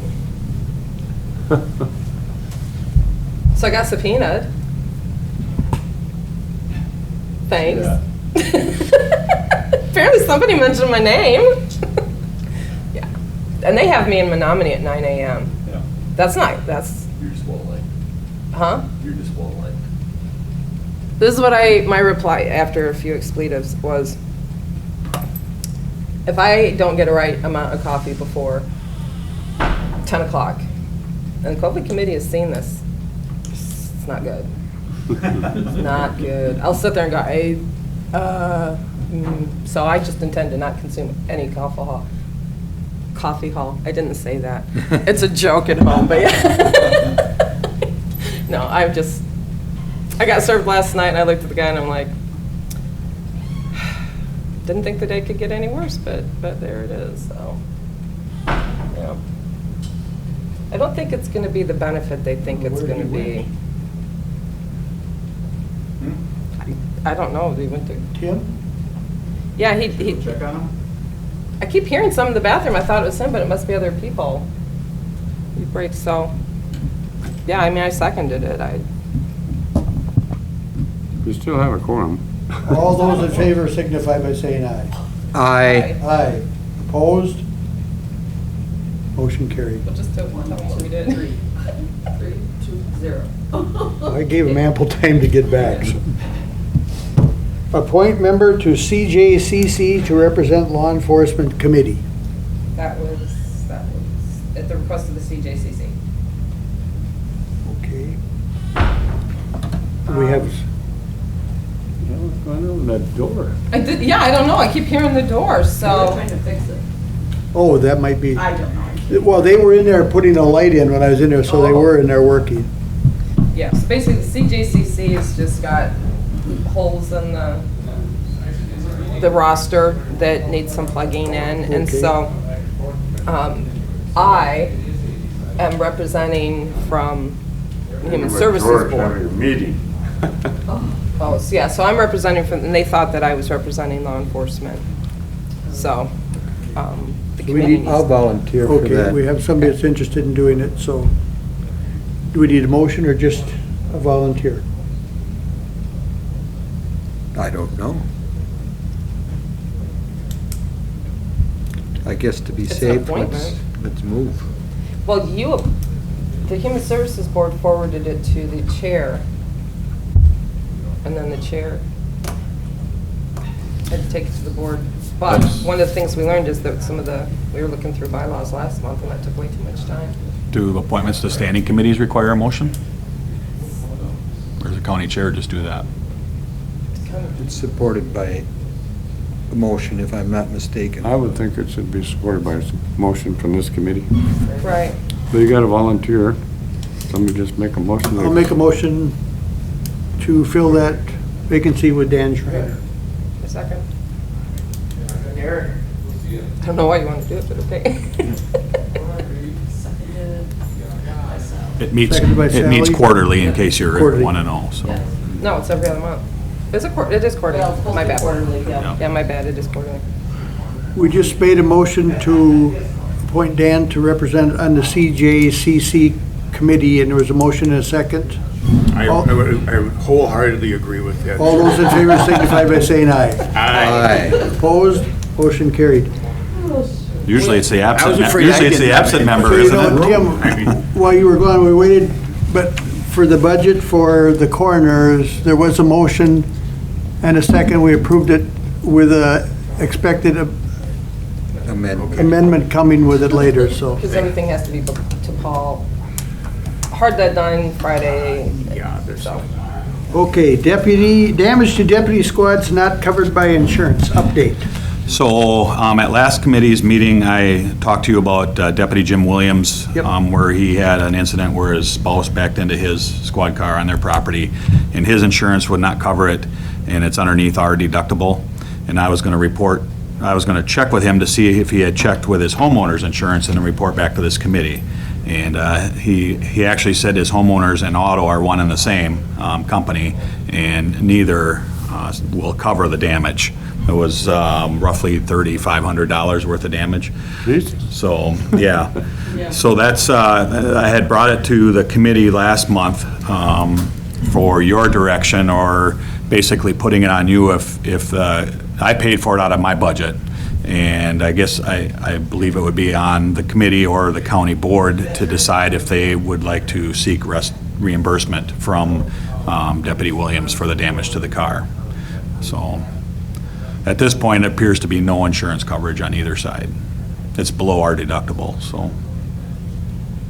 But the bill is paid. I guess we just have to decide if we want to seek reimbursement. I'm going to just jump ahead a little bit. You'll see a second one on there. I do. This is going to be the same type of incident, only this is a weather-related one where a neighbor's tree fell on Deputy Ross Hewson's squad car in that little windstorm in Osseo here a few weeks ago. Caused about $1,300 in damage to his car. Again, the tree was on the neighbor's property. Their insurance does not cover it. Again, it's below our $5,000 deductible.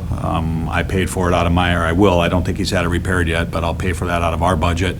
And again, you know, it's outside of the actions of the sheriff's office or the county. You know, do we want to seek reimbursement?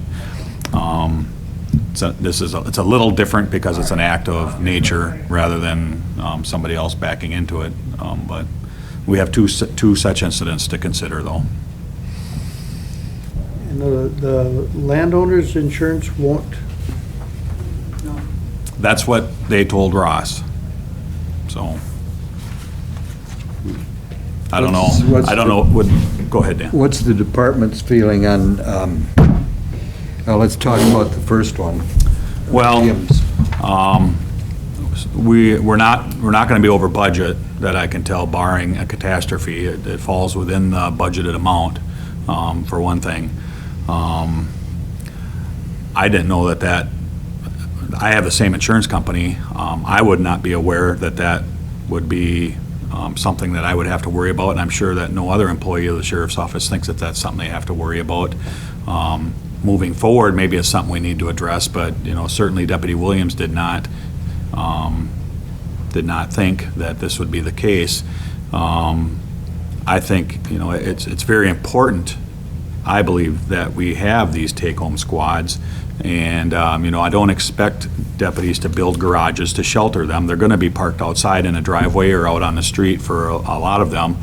And, you know, I've been with the sheriff's office for 30 years, and this is the first time I can think that it's happened. I don't think it's an epidemic that's going to cost the county a lot of money. I would support that the budget takes care of the expense, even if it were over, I guess. But moving forward, I think we need to make the deputies aware that this is a possibility and to do everything they can to prevent it. does the State Patrol, do they operate, I mean, the same way theirs all go home? Are they under a different insurance, or have any idea? I do not know who the State Patrol, they're probably self-insured. Okay. through the state of Wisconsin, so. And ours may have covered it, but it's under the deductible, so. Right. I don't understand why his own insurance didn't cover it. Right, and I don't know if every insurance company's like that, or maybe it's just his agent, his company, I don't know. I guess my point is, in this situation, not so much in the Houston situation, because that is an act of God, but here you have someone who's at fault, and is the department comfy with the department picking up the tab when essentially it's his wife's fault? Was avoidable. And should we, in effect, hold her blameless? And I'm trying to be objective here, but I'm concerned that it maybe sends the wrong message. Setting a precedence. Well, that's why I would like the committee or the county board to make that decision. It's, sure, it falls within my budget, but this is on the taxpayers, really. And I did advise Jim of the Wisconsin Insurance Commission and maybe to file a grievance with them on the matter to help resolve it. I let him know that it's possible that the county may seek reimbursement. Obviously, it would be a financial burden on him, but he did not seem upset. And I did also let him know that, I am sure the county would work out a payment plan. They wouldn't expect it all right up front. So the conversation went well. I don't want to advocate for him. I don't really want to advocate for you. That's just the facts of the matter here, so. What was the cost again? About $3,500. John, I'm just looking for some kind of a precedent or somebody else who's done it. Some highway department personnel take vehicles home?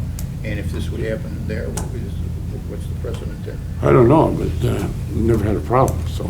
Well, I mean, the tree hasn't fallen yet, but No. But they do take vehicles home, don't they? Tree one surprises. But I think in their case, they're on call all the time. If a tree fell on it, it'd be covered by our insurance.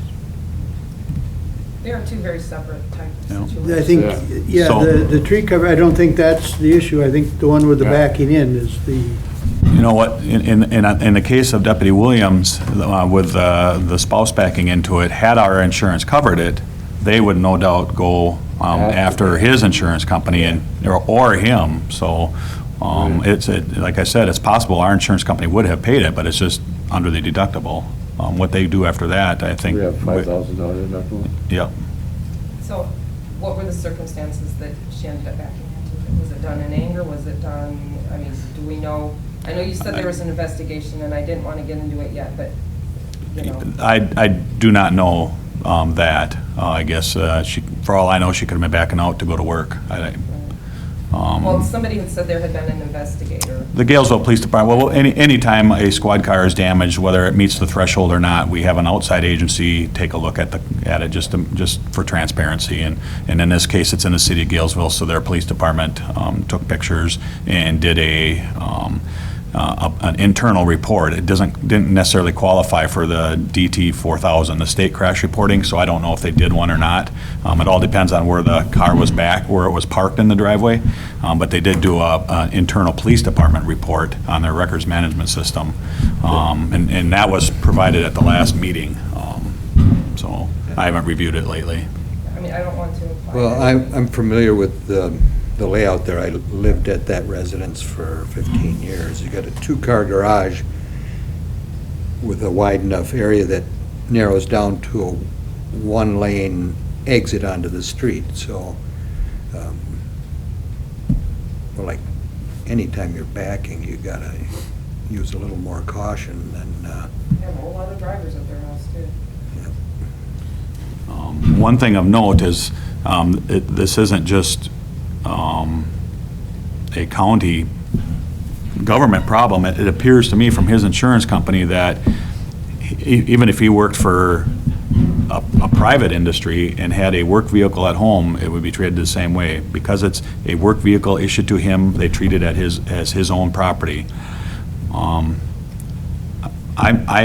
made a mistake with a camper that I owned. It was my own fault, And it was an electrical issue and caused several $1,000s damage to my camper because, by my fault, my insurance company paid it. So I think it all depends on who you have for an insurance company. And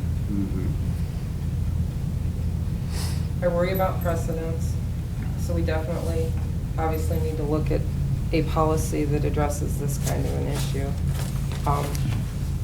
I support whatever decision this committee makes and If- agree, maybe we need to address it with yet another policy, but. Yeah, or something like if you take your vehicle, if you are driving your vehicles home, make sure that your insurance covers, or just even having them be sure, or something. But if we do decide that we want them to pay, I would be open to options of they pay 50%, and that, rather than deduct it from his paycheck, thereby making him responsible, a payment plan of some sort from them. I mean, I'm open to various options, but I don't want to set a precedence that does say that we'll cover this one, because do it for one and then everybody hears about it, and then we have more unhappy employees that, well, what about this and what about that, so.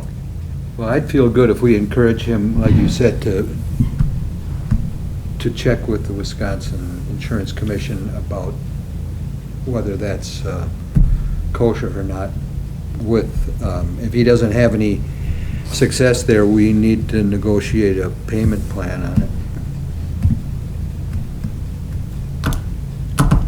That So sounds like the best idea. I will tell him that was the decision that he should, if he wants to do his best to avoid this bill, that he should contact the insurance commission and see what happens, and then we'll report back again in September. I'll go along with that. I don't have a better suggestion, Yeah, I so don't that's know. fine with me. I don't want to create hardship like that.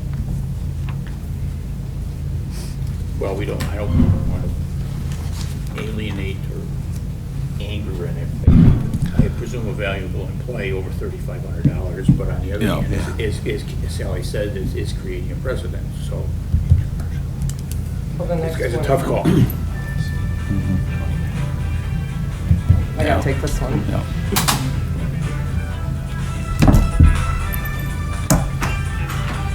I suspect maybe, Harlan and I, just briefly here, maybe start this discussion with HR. I would imagine they would handle some type, if they're going to do a policy revision or so. If all your deputies are doing this, then there's a good chance it's going to happen. Oh, absolutely. Why it hasn't happened till now is pretty mind-boggling, so, Really. yeah. That one would be just the first incident with Deputy Williams? That's the first one I can remember. I don't know Yeah. when Mr. Schreiner's employment here as a sheriff's I mean, deputy. I think, because the second one is really quite different, with a tree Yeah, falling on it. Yeah. is- Different circumstances, Right. yeah. Same outcome, but different circumstances, Right. yeah. We've had Oh, and damage to squads Does mine keep that coming weren't in back? use, but it was always pretty clear cut as to Yeah. who was at fault, and it Yeah. was, I think there was one parked in front of Gibby's in Trempealeau one time that got hit by, but it was on a public highway, and it was a reportable crash, so put things in a different perspective. And tree like a deer collision, I mean, it's just, Yeah, hail damage. right. Yeah. Okay, that, what we need on that? I think I got the answer for both of them. Okay. Sheriff's Office 2022 proposed budget review. Here it comes. We had the papers. I make a Oh, motion there to they are. approve. So while she's handing out those papers, I'm just going to give my disclaimer here. Carol understands this budget way more than anybody else. And no, And, it doesn't come in under. and this is, What a surprise. this presentation here today is a product of Carol and Harlan and I. So all three of us will be speaking to the budget. I just want to. You don't need one. Let you guys know that, so. You weren't here for the first two, the first two people that came through here went down, or? Well, they told us they were going to, so that we But could go up, but. They only have No. one area. We have three. Oh, okay. To work The with. excuses start already, okay. It's no yeah. excuse. Okay. Just as a Who am I missing? point of information, I used to do the sheriff's department budget, Yeah, Randy Towson. and the first time I did the budget, the total budget was $285,000. Now you're pointing to your age. Just to clarify, they didn't include any wages or benefits in that budget. It was all wages and benefits All I know is he's not here. were lumped up Yeah. for the rest of, the entire county. Just operating. Yeah, just Yeah. operating expense. Well, even today, wages and benefits are a significant portion of anybody's budget, Yeah. so, About 85%. I would say, yeah. But we had 15 employees back then, too. Yeah, yeah.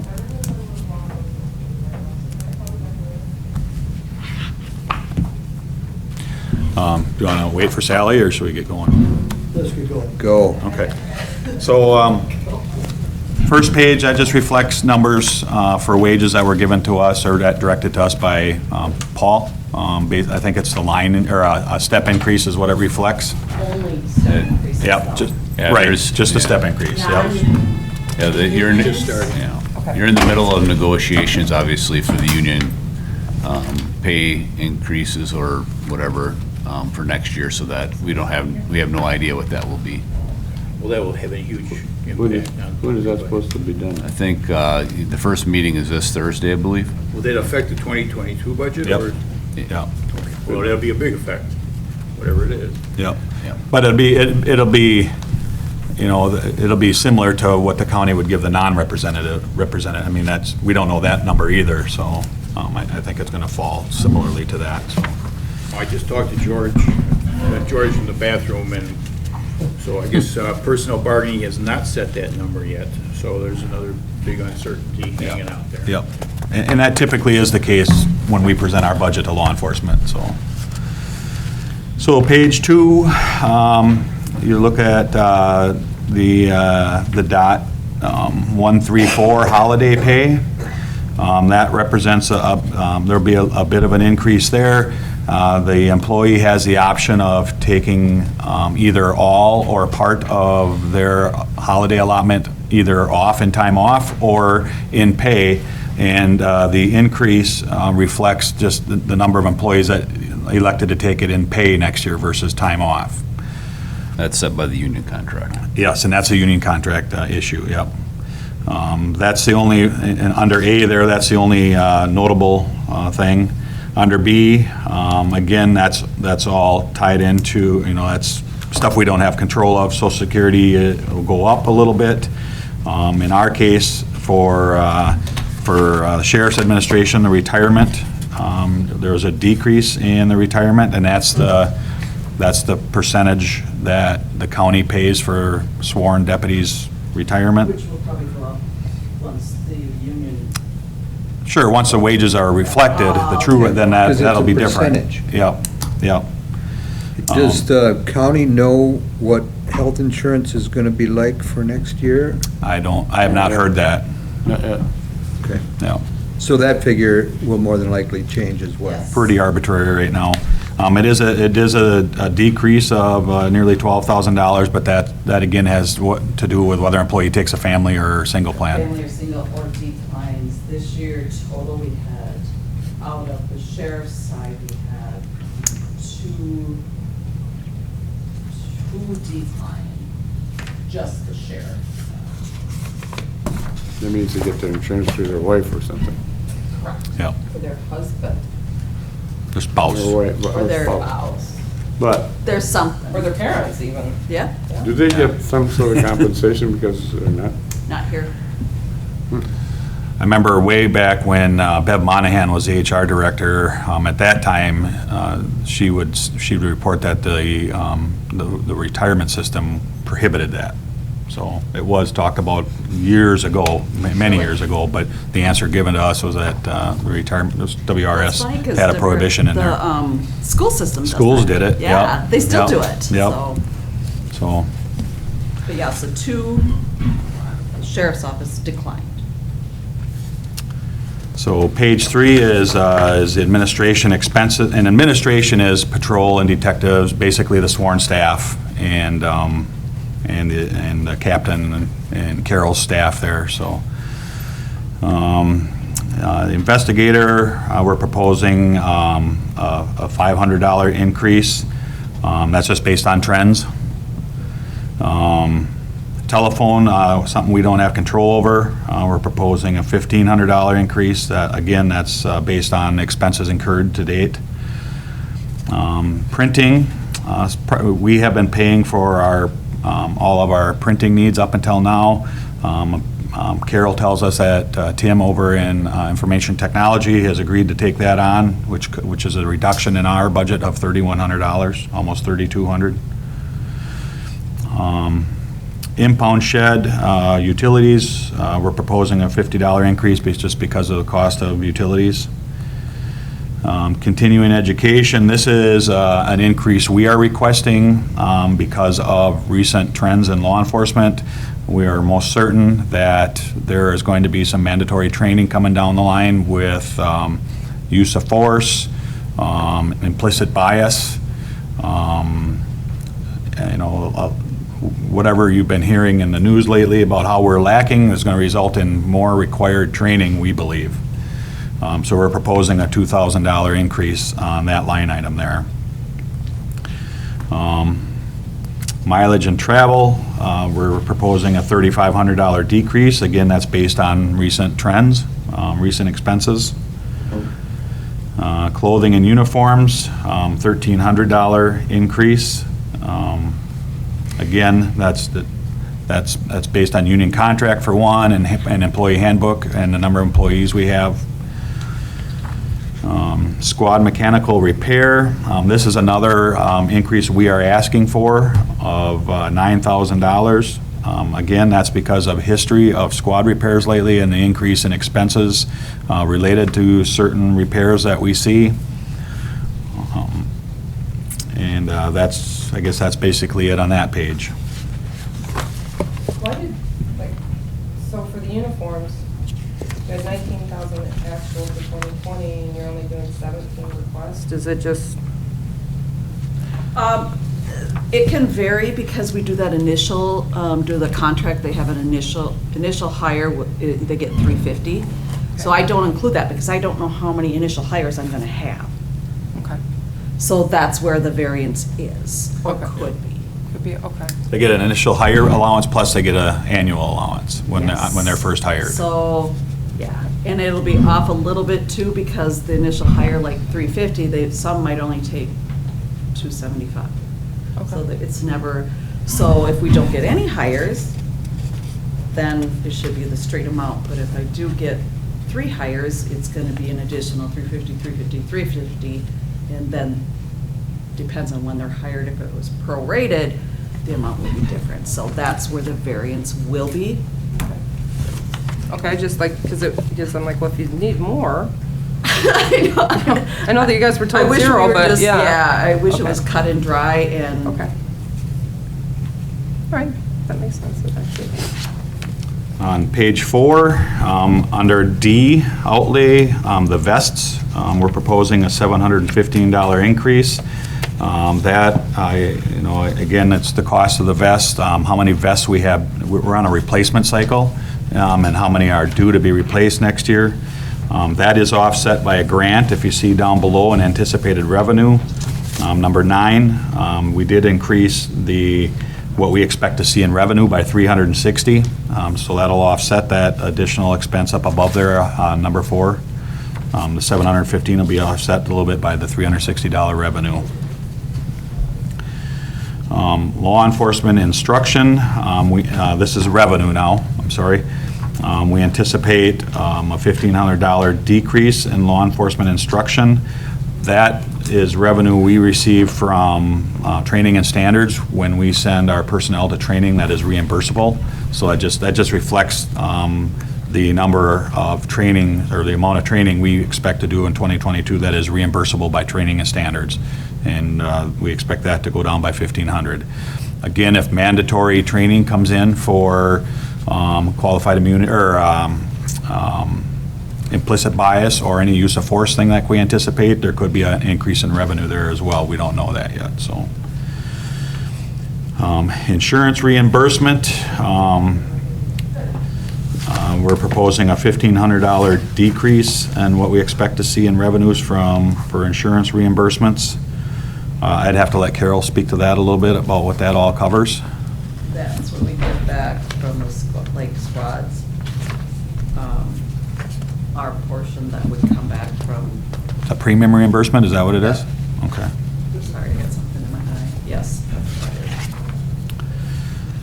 is. So unless there's any questions on that page, that takes care of that.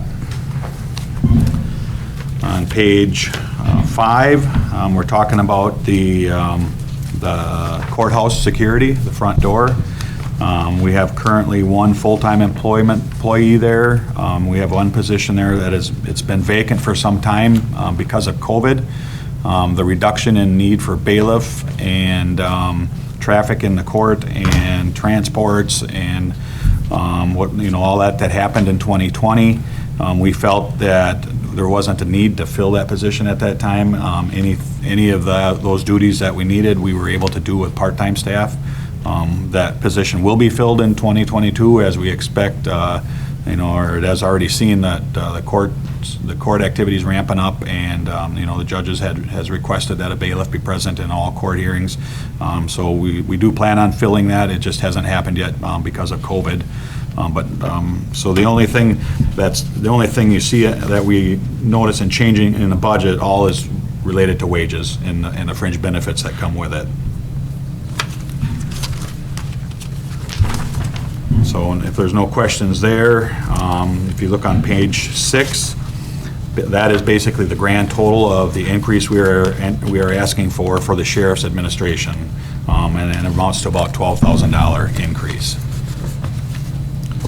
Page 7, this is our DARE and drug prevention non-lapsing account. As you'll note, there is, or maybe you remember, there is no levy here. This is all donations that we receive.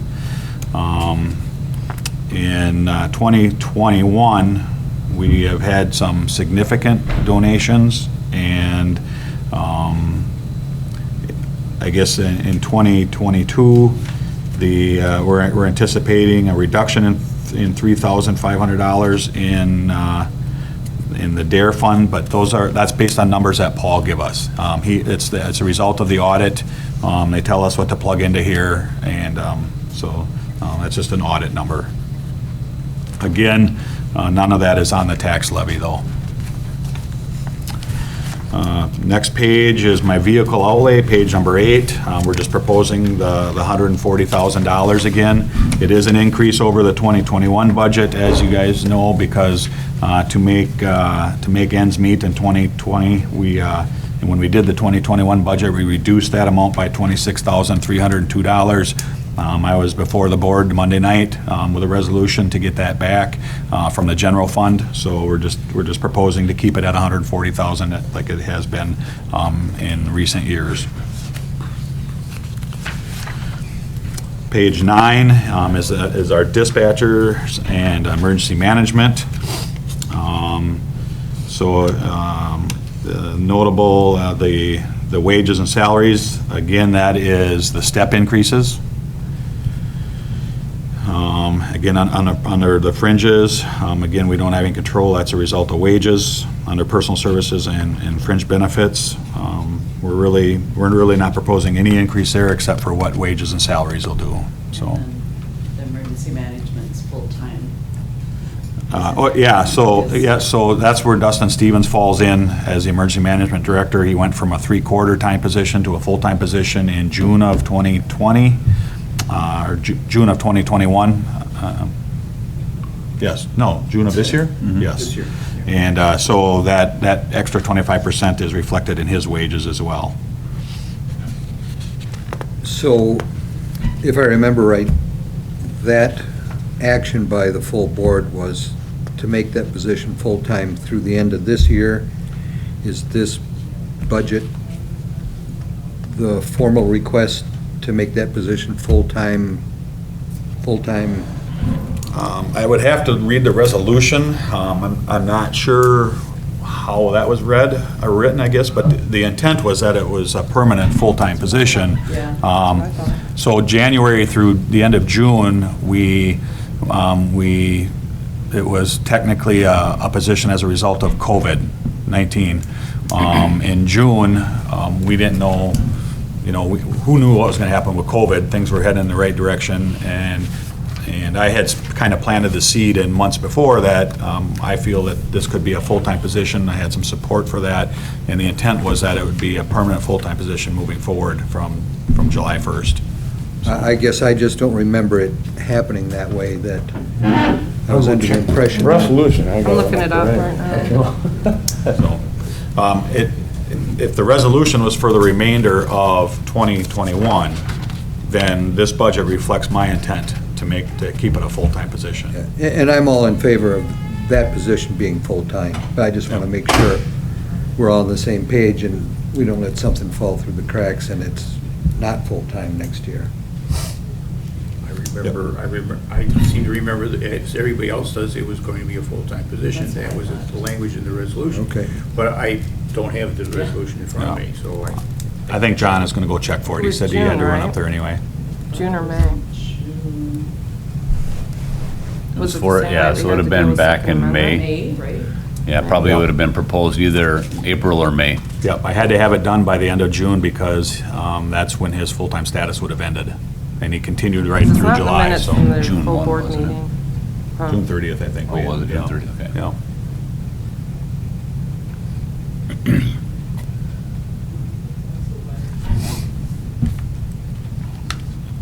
Do you want me to move forward, or Sally? Yeah, keep going. Okay. All right. So then on page 10, that is the support for dispatch. Unemployment is up $1,000.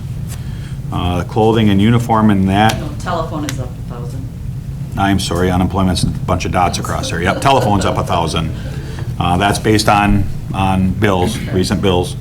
The uniform .346 is down $100, again, based on hiring status and handbook language.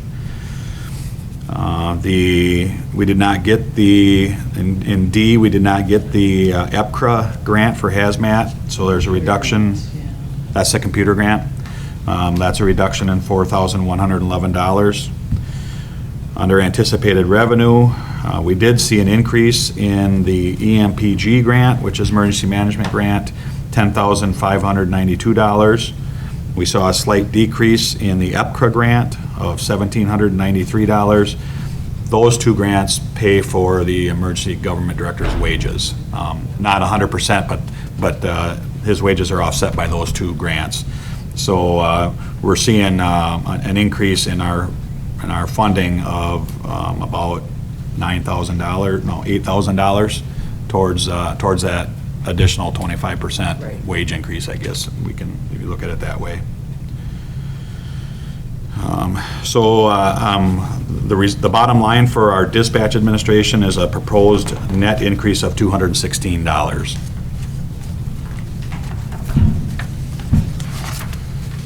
Sheriff's Office child support. This is No, support services. support services. I was like, what did I put on? Support this services. paper? This is our contract with Baycom for our radio tower system. It also includes repair and maintenance to, I imagine it's our mobile radios in our squad cars, or I think that anything in dispatch is covered under the contract with Baycom, but the mobile radios in our squad cars are not. Rent is the rent we pay for our repeaters on the towers to U.S. Cellular, Verizon, and Tri-County Communications. Basically, the rent is we're proposing a $252 increase in rent, and that's it. So the bottom line for the support services is a proposed increase of $252 to service our radio system. Highway Safety Committee is a part of my budget. I'm not proposing any changes there. We do have one community member who sits on that committee is entitled to per diems for that, so that's what that's about. Next page, number 13, is our jail services. That page reflects basically a step increase as directed by Paul.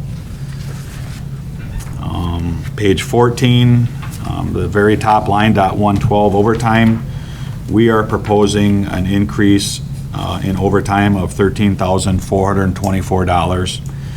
We are historically always over budget, and recently we've been over budget by as much as $120,000. And this year we're on par to be close to that mark again. A lot of that is due to vacant shifts that we are having a very difficult time filling, and vacation and holidays that where we have to maintain minimum staffing hours. Part of that overage is offset by not using wages.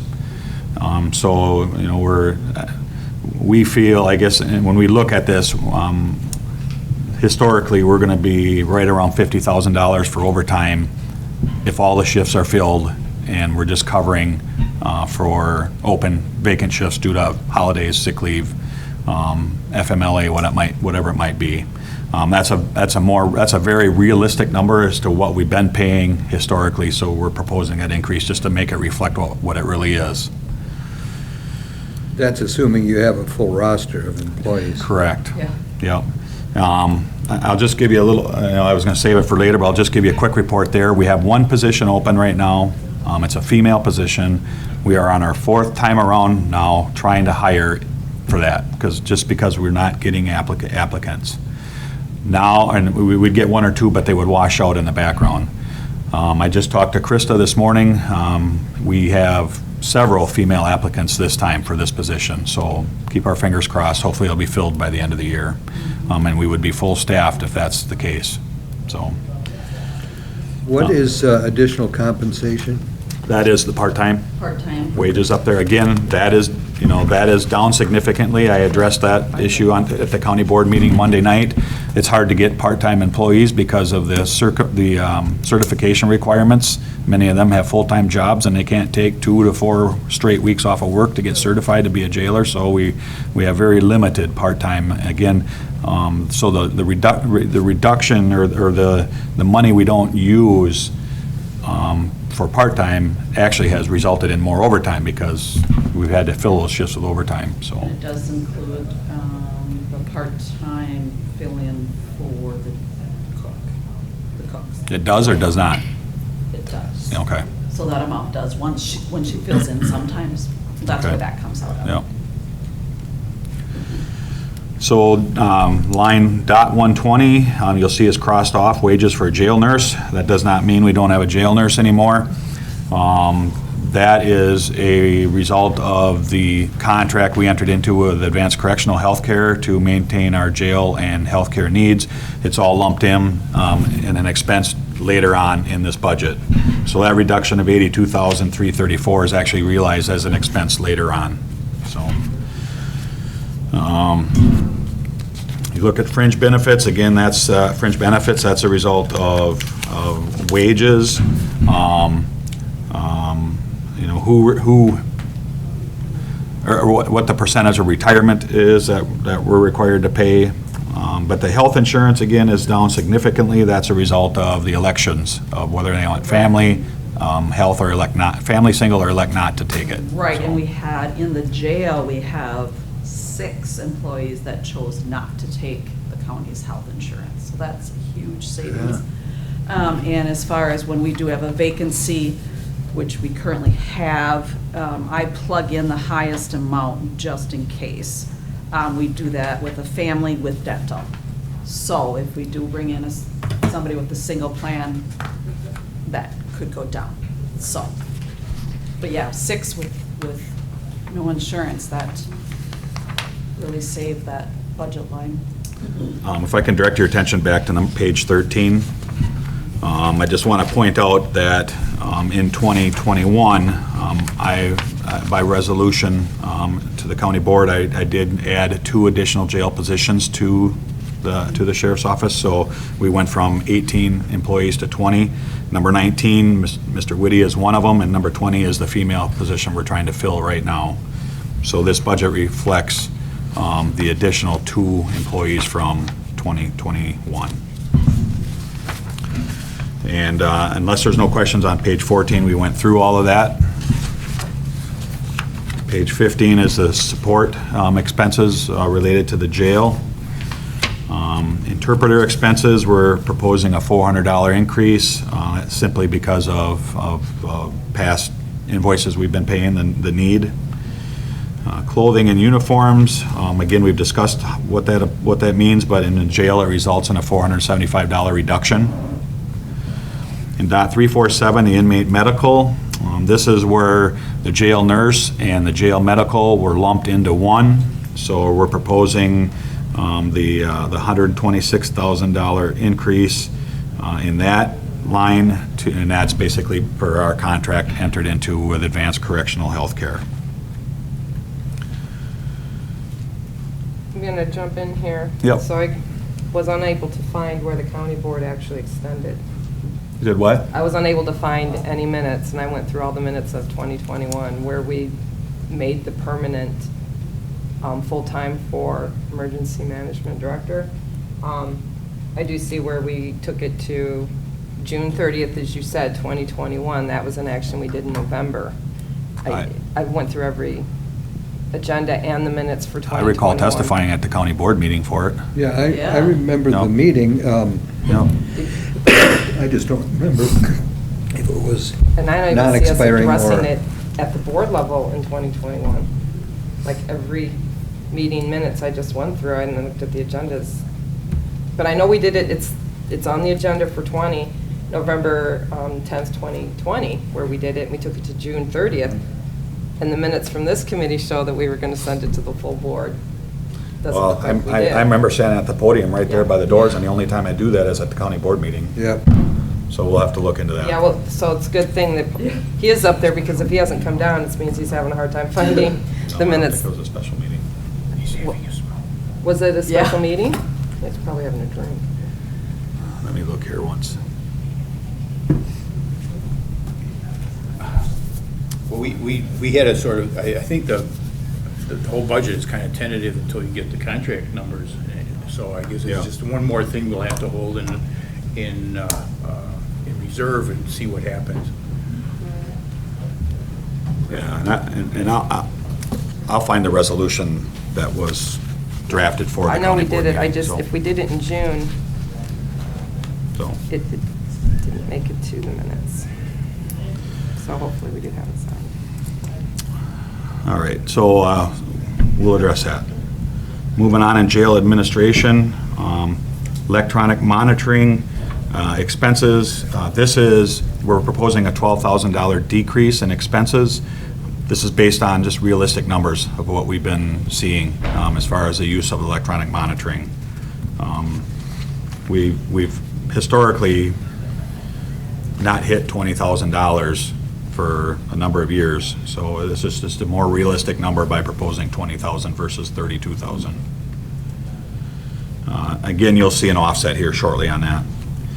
Inmate mental health, proposing an $11,000 increase. That's based on need up in that jail lately, with bills we've been receiving, and again, due to the contract we entered into with Advanced Correctional Health Care. The next page is the anticipated revenues. Inmate vending revenue, we'll see a $2,000 reduction. That's phone use, commissary. Because our inmate numbers have been down, the use of those have been down. Inmate medication, $1,500 reduction. It's because we're not going to have as many claims, I suspect, that we would expect reimbursement for. Electronic monitoring, here's where we're going to propose a $12,000 reduction in revenue, basically because that's more realistic, just like the $12,000 reduction in expenses. Those two just offset each other. A small decrease in booking fee revenue based on inmate numbers. Municipal holds, again, the same thing, based on inmate numbers. So basically, the total jail request from us is an increase of $64,464.71. And again, that's considering that we added 2 employees to the jail last year. Page 18 is basically the bottom line page. The first part there is our SCAP non-lapsing, and that's the money we receive for housing basically criminal aliens, the undocumented that we hold here for immigration services. We receive, 62,000, and this is a number Paul gave us, Correct.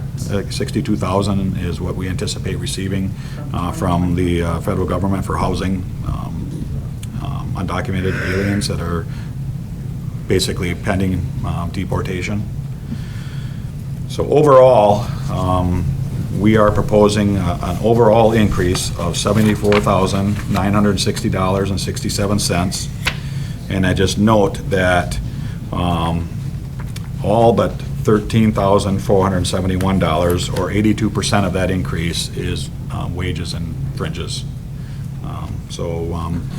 What we're asking for as a change in the budget amounts to a $13,471 increase. That's mainly those 2 jail positions. That's a big part of it, and you could argue that Dustin's position, because Right. the grant funding doesn't cover the 100% of that. So, and our medical and mental health contract Correct. is more expensive than it was than it was too, but we're getting more for our buck there too, though. This has really been working well up there. I think this is a very positive thing for not only for our staff, but also for the people that are residing in our jail right now. Mental health has just been crazy the last year and a half, and the services we're receiving are awesome. So. Anyway, getting back to your emergency management director. Yep. That was approved, the personnel bargaining also by law enforcement and exec finance through the end of 2021, because you already had enough money in your budget. There was no need to go to full county board, so I don't think there ever was a resolution to change that. So with this budget proposal then, being for next year, I suspect I should bring a resolution to the county board. Yeah. That or turn in for FEMA money. Well, If you we're don't still. budget for it and plan for it, He then- still does do COVID-related activities, so, and that might have been when, talking about that resolution going through the end of the year, again, it was based on uncertainty of what was gonna happen with COVID, and the fact that we didn't know whether or not funding was gonna end or be extended, so. I think there was no resolution at all, because you already said you had it in your budget. I think Whatever. probably. The resolution was just basically to extend. And I remember Dan made the Yeah. suggestion, because I Yeah. think we did it at full county board too, didn't we? So- Because you said it should be a full-time position. So in that case that you said, it probably But wouldn't Paul have had wasn't there, so to, I- it wouldn't have had to go to the county board then, because it was not resulting in an increase in the budget. Right. And it was an and you were getting emergency funding, so Yeah. one way to look at it is Yeah. if you continue to not budget for it, and we continue to apply for FEMA money and other things, then it isn't a budget hit. So, Look at it either way, you could go at it either way. two things, so far our budget has covered that for 2021. But as far as moving forward, I thought I heard at one time that if you have a chance to budget for something and don't, FEMA may not cover it. So we'd want to really look at that part of it too. Well, and because we had him through, this ended, the county board's action ended on June 30th, according to the minutes, so, No, it's, we Right, but continue to need him full-time. the proposed continuance went till December 31st. right. Right, and so, since we didn't take it to the full board, then it didn't get budgeted, it is unbudgeted, we're continuing to see the need. He is continuing to participate in COVID activities, and now we're continuing, you're meeting Friday, COVID, we're we're looking at how are we gonna start working. So you could, one way look at it is, So, or you this budget would, it, this would probably be a proposal we have to bring forward then, but if I'm hearing you right, we keep his position in our budget at 3/4%, and then bring a proposal to the county board to draw out of the general fund to extend it due to the possibility of COVID-related expenses? what I'm saying is we've already been doing it at least for a month and a half now. So, we need to, we have until the end of September for FEMA, and then we anticipate they're probably gonna expand that downward now that we're seeing the rates go up again. It's one way to minimize the budget impact. Yeah. And let FEMA dollars pay for it, and then see what additional funding opportunities they give us, where if they could come back and say, you know, yes, because this whole time, this has not been a full-time position, and we did take them full-time directly in response to COVID. So, you know, it is one way to get it paid for and not be such a big hit to the budget. And, you know, just ride that one out as long as we can, because we can always come back and do it. Since we haven't done it, we haven't made it part of a full-time thing, we now can say we didn't budget for it, it wasn't in the budget, therefore, whether it was our oversight or not. Yeah. we Well, can take advantage the of that fact of the matter funding. is, we were uncertain. Right, and so And that's now the exactly numbers what we're are climbing again, so. Great. You do what you want to do, but I'm offering that as an alternative. Well, I might be a little limited in what I can do if it is not, because we, you know, that would be a project initiation and a resolution to the county board to make that a permanent emergency management position related to emergency government only. So, I think it's something that should be done either way. One way or the other, we gotta get it done. I think it should So be I'm- a full-time position. I'm just thinking that if that's the case, and I don't want it to sound like a game we're playing, I don't know if that's what it is or not, but our budget reflect that as a 3/4 time position for 2022, and prior to 2022, this fall yet, I come forward with a resolution to extend the status due to the unknown COVID pandemic and request that money out of the general fund then. I mean, the COVID committee just going from meeting monthly to twice a month. So everything Yeah. we're doing as a county Yeah. is reflecting a response to COVID. Health department's now requiring everybody to wear masks. So there's plenty of support that we're moving Yeah. in that direction as a county. So Yeah. it would absolutely fall in line, I would think. And then we could, initially go to FEMA. Yeah. Then, it's one way to, around all of the things you just mentioned, and then get the money back. So, obviously, you have to approve this today, but it's gonna take Carol a little time to figure out what those numbers would be for that, as far as wages and fringes, if we reduce the budget by that. All right. And that brings us in, obviously, at a negative request. I mean, we're coming in at less than last year's, not counting what wages are gonna do. So, I don't want to risk this not being a full-time position, because I truly believe that we need a full-time emergency government director. One thing that, we haven't had time to do is, I haven't even had them around all municipalities yet, and that's time-consuming, and then with, Lisa and Dan presenting arguments as to why it should be full-time, I don't want to risk losing that either, so. I think the political will is there to do it. It looks like it never, the way it played out was probably just for fiscal reasons, to get it funded through FEMA. So if we can keep doing that, then on paper, everything supports continuing it that way. When the time comes where we have to take it full-time as a resolution, we do it. I don't think there'll be an issue at all with that. Right. This FEMA thing, it's gotta be in by September 30th. But I think there's probably going to be an extension on it, given how much of the nation is turning purple and red. Yeah, could be. Paul wasn't there, so I'm not 100% certain on this, but the best we can find out with the office staff I had. Well, that makes sense, actually. Yeah, So- I went through all of our meeting minutes, and they That's went kind of the in. way I remember it too, because you had it in your budget, we never did have to go to that. So it must have been some type of You did it- special meeting, because I remember testifying. You did a quarterly report, and I think you mentioned That it. could You did be. a quarterly Yeah, report maybe a that couple could be. months ago. Yeah. Yeah, I Yeah. think that's what that was. Okay, what's your pleasure with the budget? With anticipated, how'd you word that, Dan? With anticipated Was that changes. Yeah. Anticipated amendment. I'll make a motion to approve the sheriff's 2022 proposed budget, assuming that there will be changes made after contract negotiations. And Second. Second. Any other discussion? Otherwise, all in favor signify by saying aye. Aye. Opposed? Carried. Discussion and possible action on monthly department jail activity concerns regarding monthly vouchers and general operations. Has your meeting been long enough yet? Yes. I'll be very brief here. Okay. Unless you can run it for 30 minutes and we Say, go take us past to 3-hour the mark. 3-hour No. mark. I have to take somebody to a cardiac department. Yeah. So I'm, And I can postpone this to the next, this will just take me a couple minutes. Yep. So I'm just going to address the minutes from the last meeting, some things we talked about.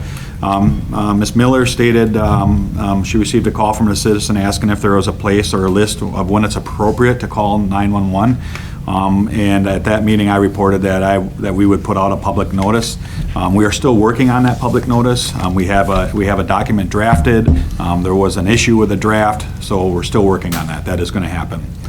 I reported on speeding issues on Highway 93, fatalities we had, and the fact that we were going to mark the highway out there and the State Patrol was going to assist us with a special detail. The highway has been marked. The special detail was set for the very end of July, but due to weather that day, they couldn't fly, so they have set another date coming up here. I don't know what it is yet, though.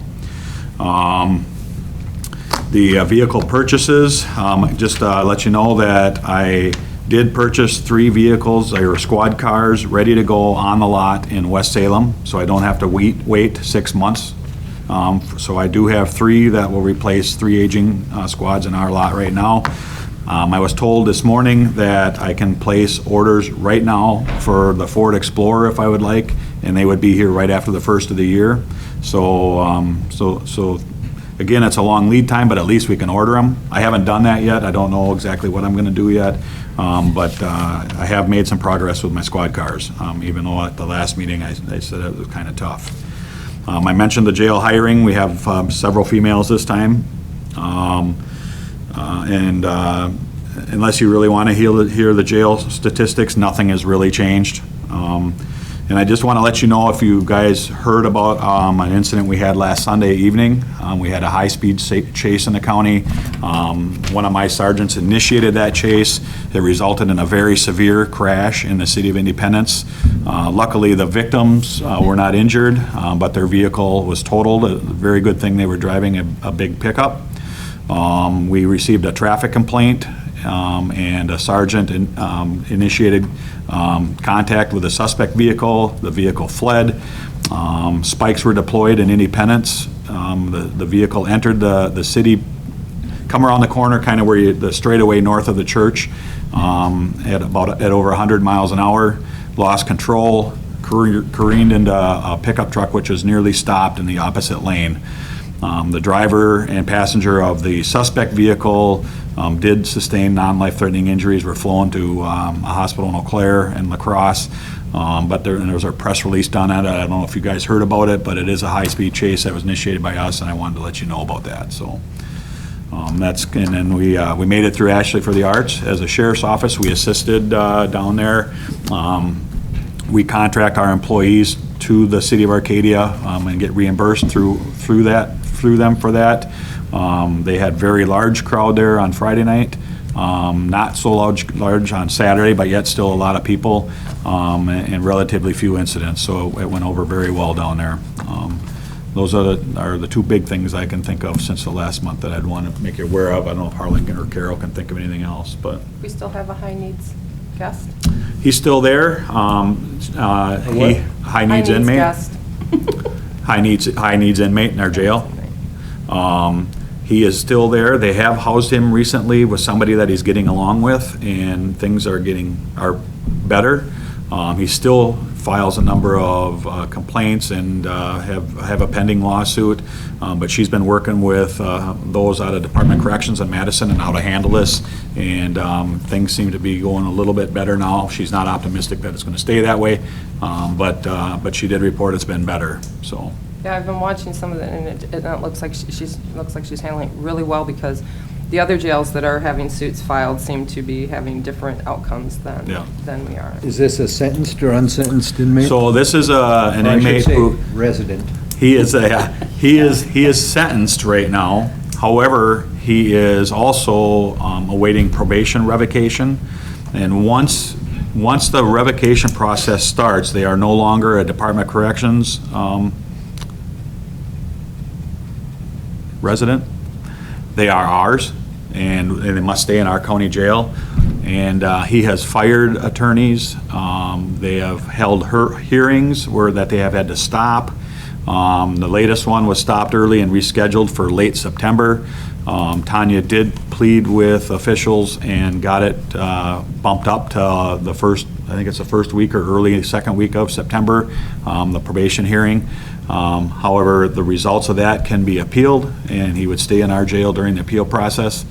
I don't understand it, because somebody convicted of homicide goes to prison upon sentencing, and they await their appeals in prison. So it seems a little bit odd to me, passing the buck, I think it is. But so we're stuck with them for a while, basically, bottom line.